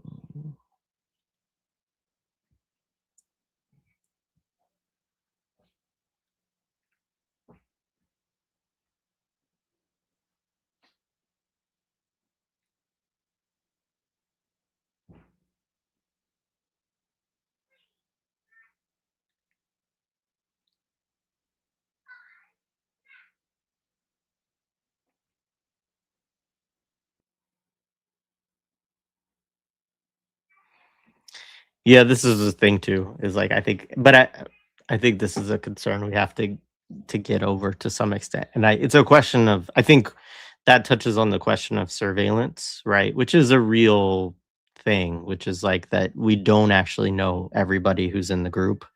And uh so a person who doesn't speak at all, I think warrants suspicion from folks. But the reality is like we're just all in surveilled spaces all the time. And we kind of have to move as such and just also accept that, as long as we're talking about a book, then we're talking about a book. And, but yeah, it's something that's on my mind, especially as this podcast is more surveilled by different institutions and actors.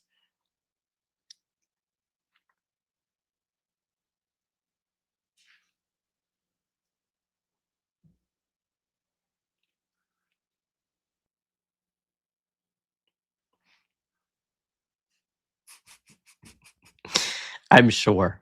Uh, yeah, that is a good question, though. I mean, some folks have brought up whether we should be more stringent upon some of our security stuff.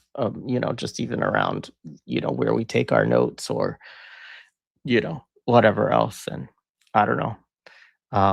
Certain folks are more attuned to those things, and I tend to just sort of take it as well. Like this space is, you know, I don't know. I mean, signing up for a millennials are killing capitalism study group probably puts you on some kind of list. Um, but hey, I still get through the airport okay. Um, so just to clarify on how we take notes, um, we don't use any names in the notes. So that's one thing that we do. that way. Um, all right. Other things? Any other questions? If I missed any, um, you know it, Stephen. Stu Studio will be showing up anytime soon with his camcorder. Um, yeah, other questions? Reminders for people who missed it. The link to the poll is in the show description. Went through the 8 books, I think it is, and look forward to it. Um, all right. If there's nothing else, I will wind it down. Thank you all for listening to me ramble for an hour and 46 minutes. It's good to be with you all. I missed you. Um, yes, we've had that happen. Obviously, they have to be living. That's one challenge sometimes. Um, Now, they don't, I should say, it's not happened where somebody who wrote a book like sits in on all of the things, but it has happened where we've arranged to have a discussion with the author and have members participate. Did Ori do that? I'm trying to remember if Orsami Burton did that or not. I know he actually was in one of the Cedric Robinson study groups at one point. Um, but it wasn't Black Marxism, I don't think. Now I'm thinking about what, maybe it was the interview one. He did. Okay. Yeah. Um, and there's some others that Robin D.G. Kelly came to the one we did, which actually is there's an audio episode from that discussion.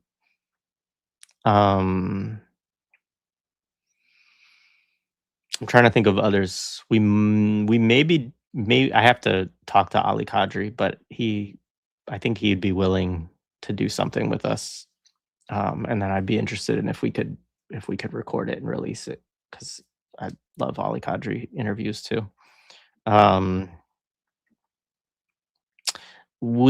so Moten and Harney did for All Incomplete too.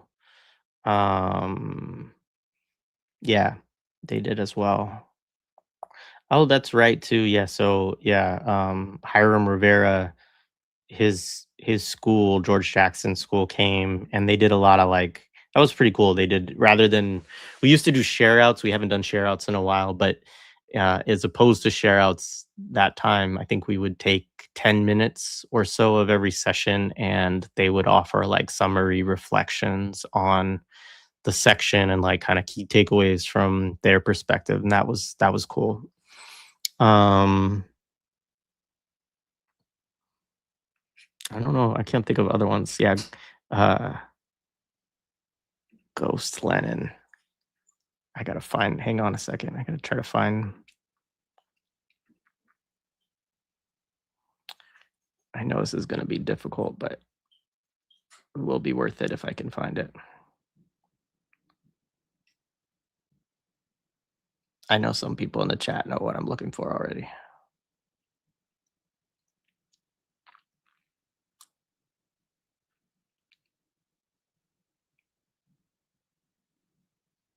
Problem is, I don't know what it's called or even what.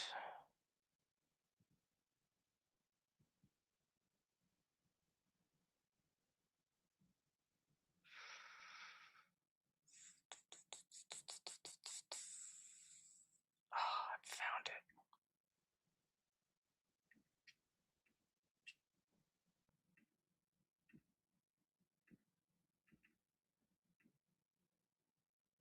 This guy showed up to our study group one time. Roderick Thorpe. I'm just kidding.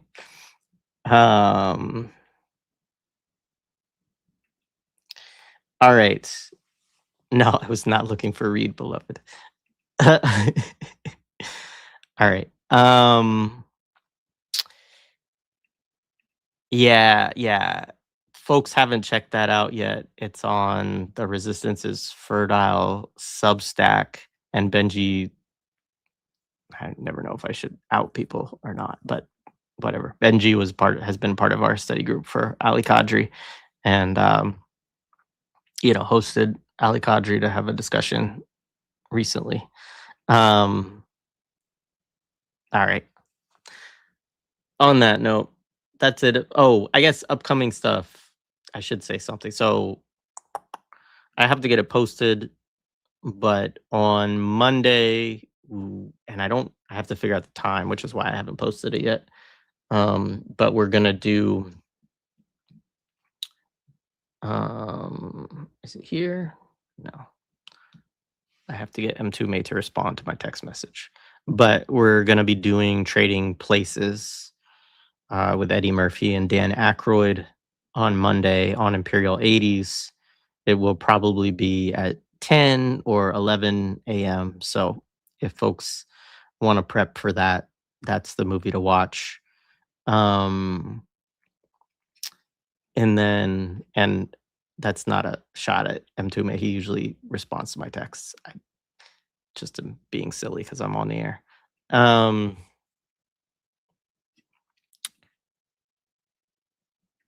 And then there's some stuff coming up. So we have to schedule. Should I tease it? I'll tease it. Only not it won't be known anywhere else in the world. But Samantha Youssef, I believe, is going to join us for both The Empire Strikes Back and Return of the Jedi. In If not in January, then in February, but probably at least one of them will get in January. So that should be phenomenal.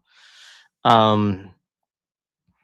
won't do Star Wars because it's a 70s movie. So sorry.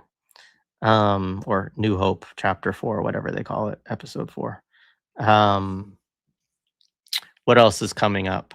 Yeah, like I said, there's a conversation I'm trying to get scheduled on surveillance, OPSEC, all that kind of stuff.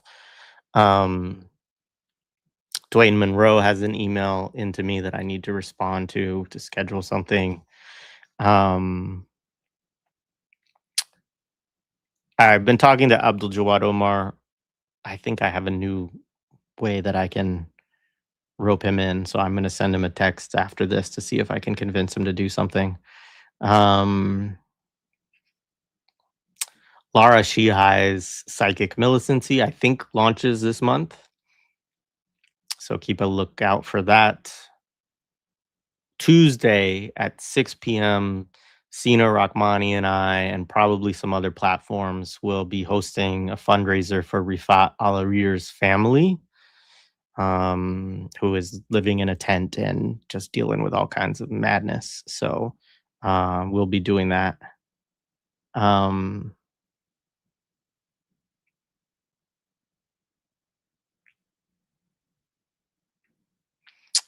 Why do you think there's a problem of attention span? Like, I don't think human beings were this bad at focusing. For example, someone like Norman Finkelstein spent all of his life on books. I mean, I think that it's manufactured through the ways that oh, hang on a second.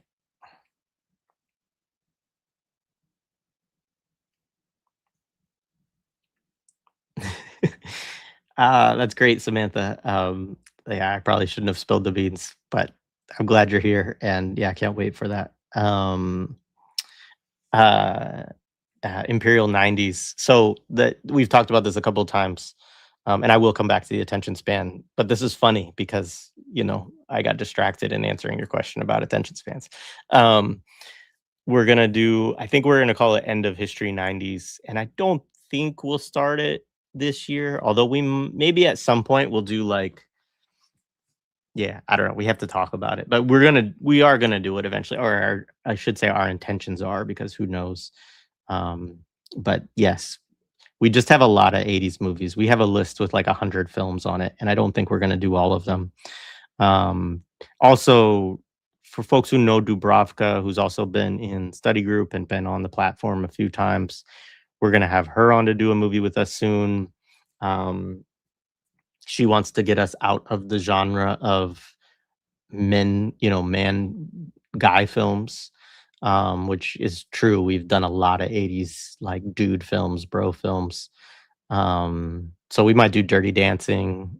We also have talked about Three Men and a Lady, although I don't, or Baby, whichever it is. Um, I don't know. We'll do something else.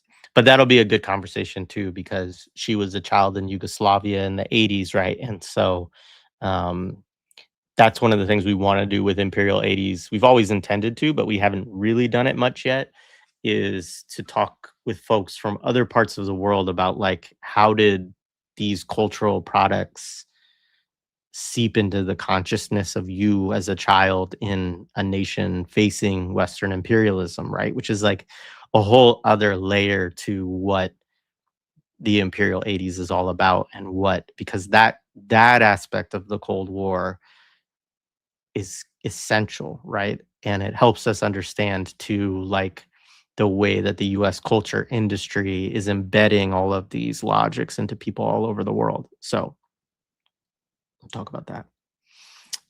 So back to the question of attention span. Um, I've been playing a lot of Fortnite with my youngest over this break, and w- I mean, that is one of the most destructive products to the human brain that has been invented in the last 1,000 years, I think. But it's not just Fortnite, right? It's just like all of these things. Um, I mean, for kids, I think about it because it's like very visible with like Fortnite, Roblox, how they engage with their friends while they're doing this stuff, being on audio Discord chats, and like all of the ways that they've replaced um, real social existence, like getting together with your friends and doing stuff together, with these kind of like forms that are mediated through digital technology that then become layered because you're doing the Discord thing, you're playing the game, you're on the group chat, you have the audio, you have the TV on, right? And I mean, I think my generation in some ways is the generation where this kind of started, right? But it was like, okay, we'll get together with our friends and play Mario Kart together or GoldenEye together, or something before that. But then we're gonna get another TV in here somehow, right? Wheel it out of the living room or take our thing into the living room and bring our room's TV in there.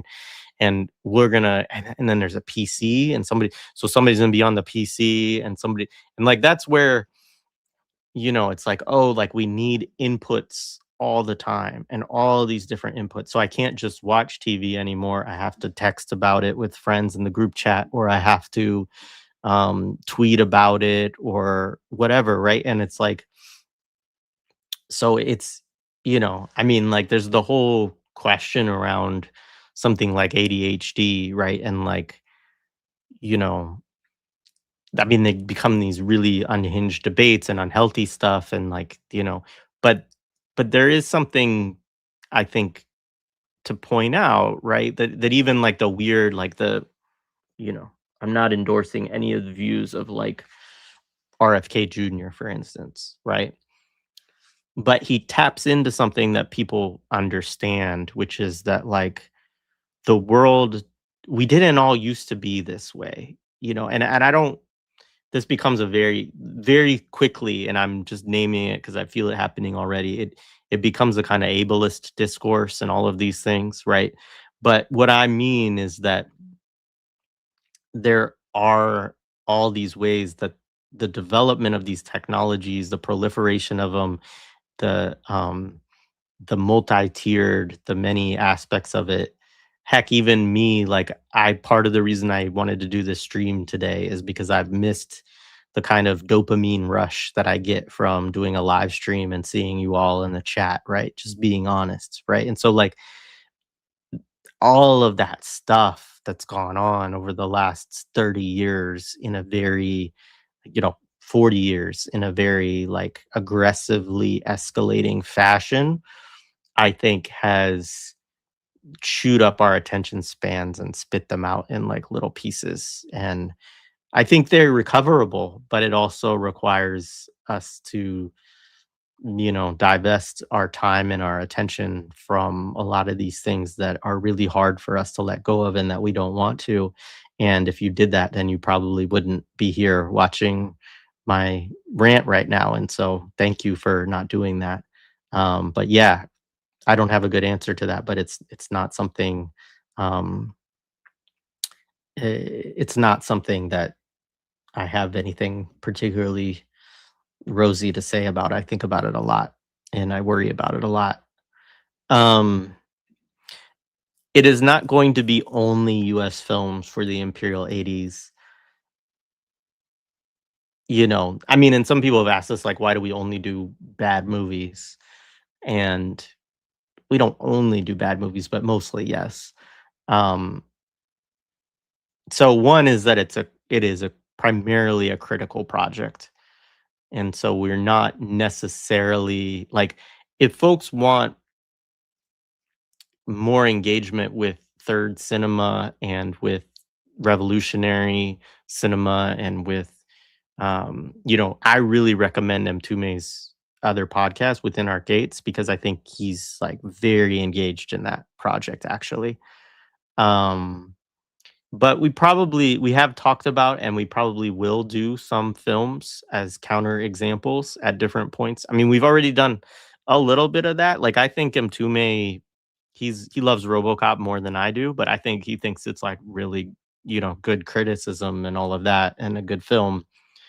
But yeah, the question of the US, I mean, no, and we've like one of the interesting things I wanted to do at some point is to look at some of the films of like the Soviet Union in the 80s because I think they also show this way that like Western imperialism has already seeped into certain, culturally and is already kind of spelling the end of the Soviet Union in that period.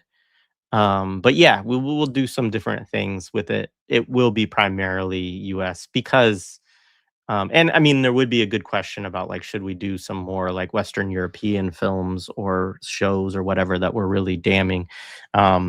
We didn't watch a lot of that. I do think that like Danger Mouse is an interesting one. We're gonna get into some cartoons for sure this year, so we'll do that. But yeah, all right.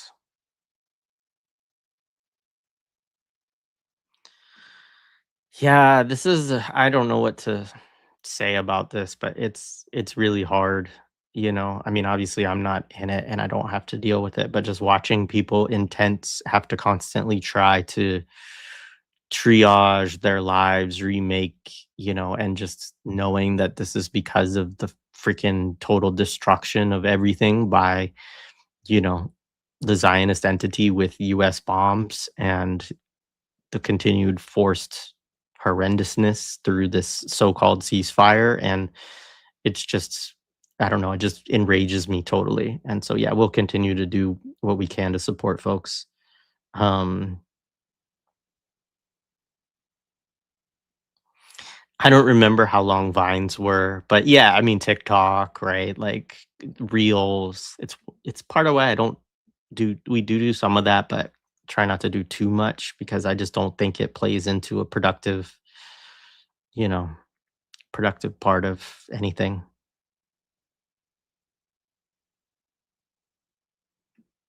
Interesting. I'll have to check that out. McLuhan's Wake.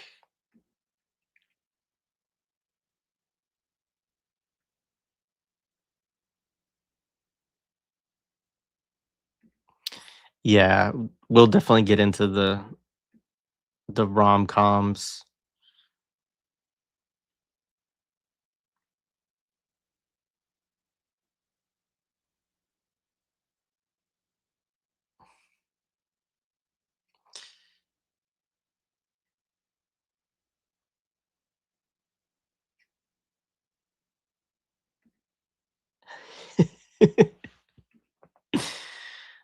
Um,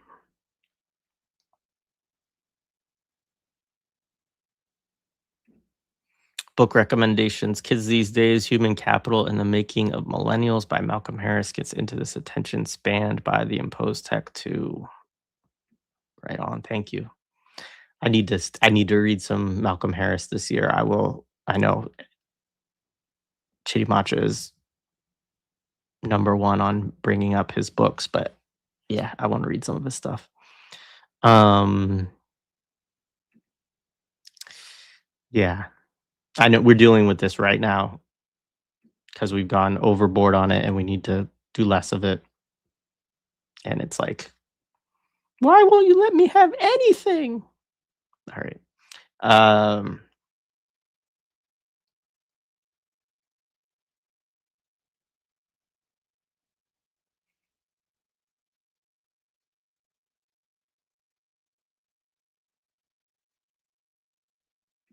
this is one positive of the online reading group. You don't have to worry about catching COVID or long COVID. Um,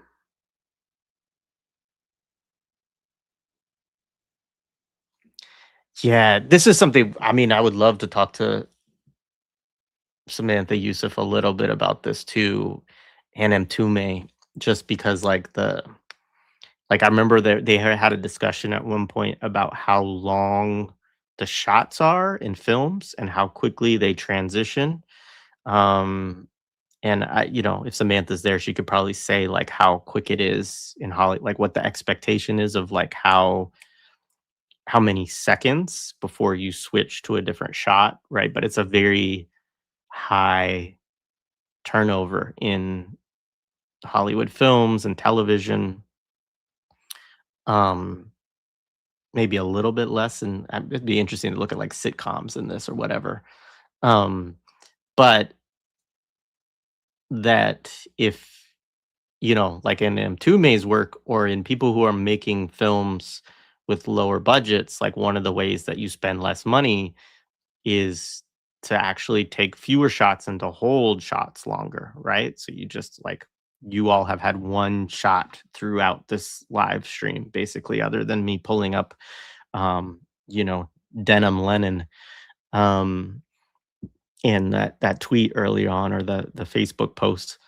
But that's and so I think that's also something. It's also like it's one of the reasons probably why we don't get a ton of views, right? Because people don't want to just sit and look at some guy in a Wu-Tang hat with a Malcolm X record behind him talk about books for 2 hours, right? Don't have the attention span for that. Um,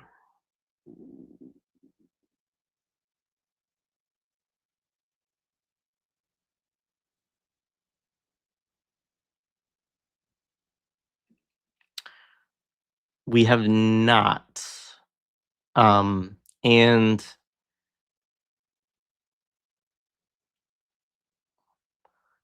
I mean, and I feel like a little bit of responding to the way the question is framed too, Tony.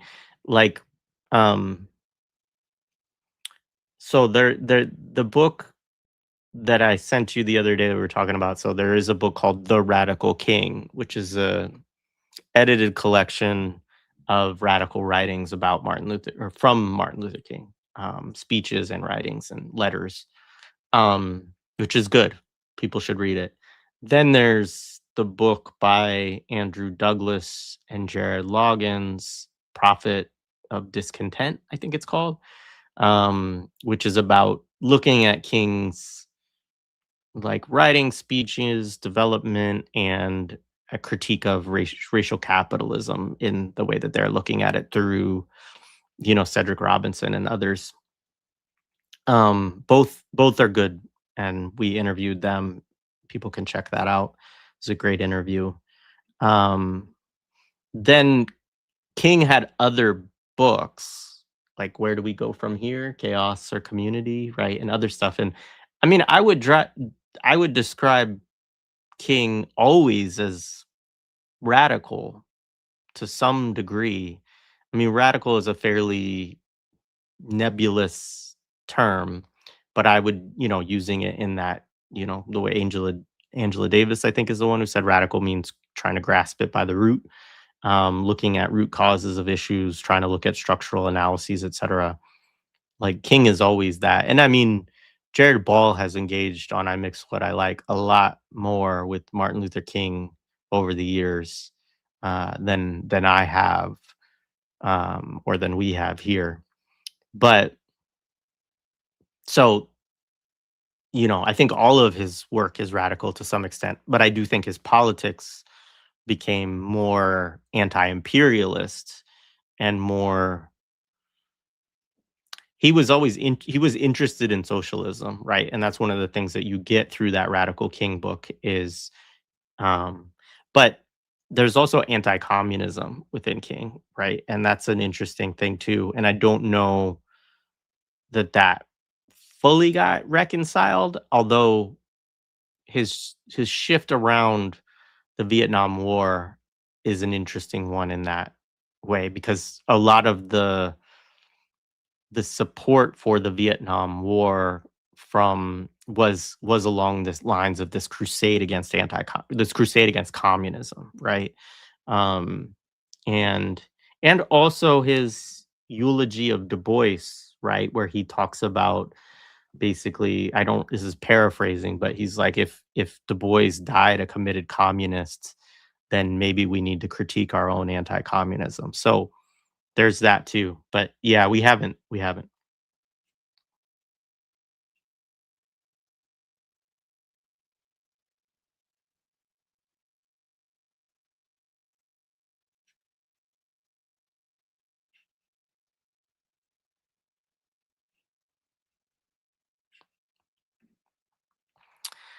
A diminishing of third free spaces. Yeah, that's a real issue. It's a real issue of, losing spaces where people can come together in the physical world and not pay money and, organize or do a study group or meet or whatever.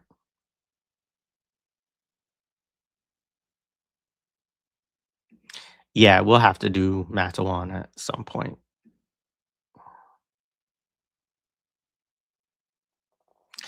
Listen, I loved Danger Mouse, but, wasn't he like MI6 or something like that?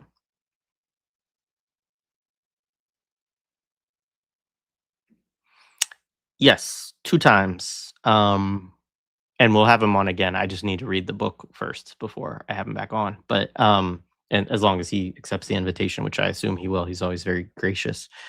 Um, we had him on to talk about his piece that he had written about French theory and the French theorists, Foucault and others. And then we had him on to talk about Lacerdo's Western Marxism, which he wrote the either the introduction or the preface to, I can't remember, on the monthly review press version. So he's been once on the YouTube side of things. You can find that, on our channel if you just go to it and then there's like the search within channel function. I don't know if people know that, but it's helpful. It's how I find our stuff. I'll pull it up so people can see what that looks like.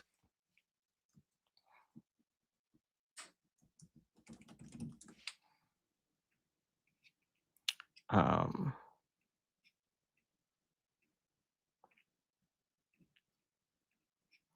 so on our page, if you go to this little looking glass right here and type in, then you can get um, our interview with him. And there's some other times that he's, I guess, referenced in other discussions, which is crazy because I think it also actually searches the crazy enough. I think it searches the transcript of the other episodes to look for mentions, which is wild, and a little disturbing. But yeah, so there's that. And then in addition to that, he also was on the audio podcast. So again, there's a search thing. If you go to like um, our Libsyn page, or you know, if you just search it on Spotify or whatever you use to listen to audio stuff, but just on I'll pull up the libsyn since it's what I use the most. Um, it's here, and this is the actual one. These two, it's just linked in because it's related. Khadija brought him up in her discussion, and he was also brought up in the conversation, one of the conversations on Stalin. Um, but yeah, this is the first one that we did with him in 2023. Um,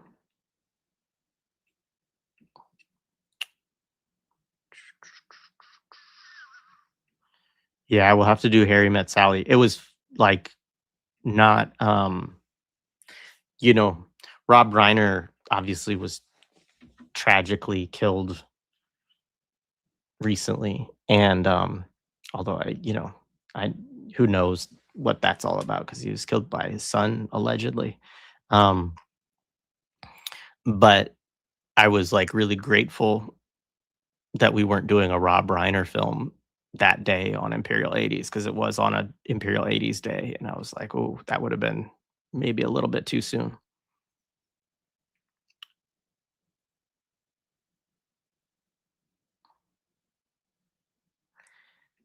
Yeah, I want to do The Last Dragon at some point too.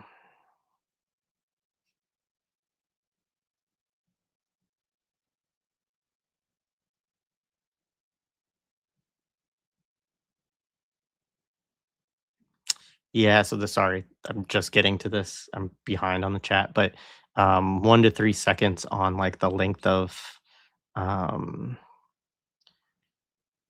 and if it doesn't change, it moves the camera, right? Right. So like they're not holding the shot has to move, right? Which is like very unnatural, but we get used to it through film and TV.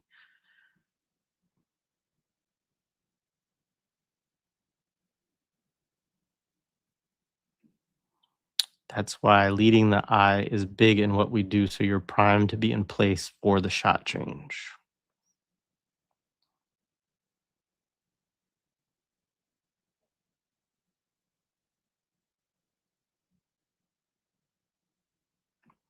It's right. Profit of Discontent is available for a free download too. It's open source or whatever you call that.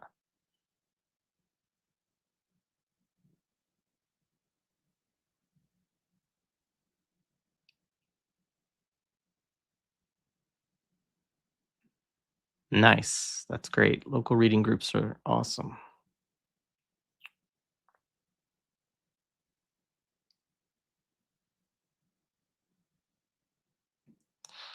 I'm not familiar, but yeah, um, I'm interested in knowing more.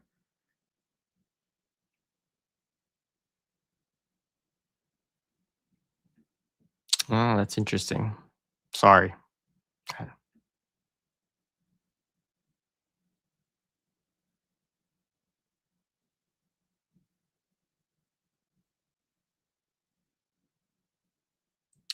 All right. On that note, I've caught up on the chat. I'm going to sign off before a bunch of new questions come in. This has been great. Appreciated. Hope you all have a great rest of your New Year's Day. Um, be safe and all that good stuff. And I will see folks at the earliest on Monday on the Imperial 80s.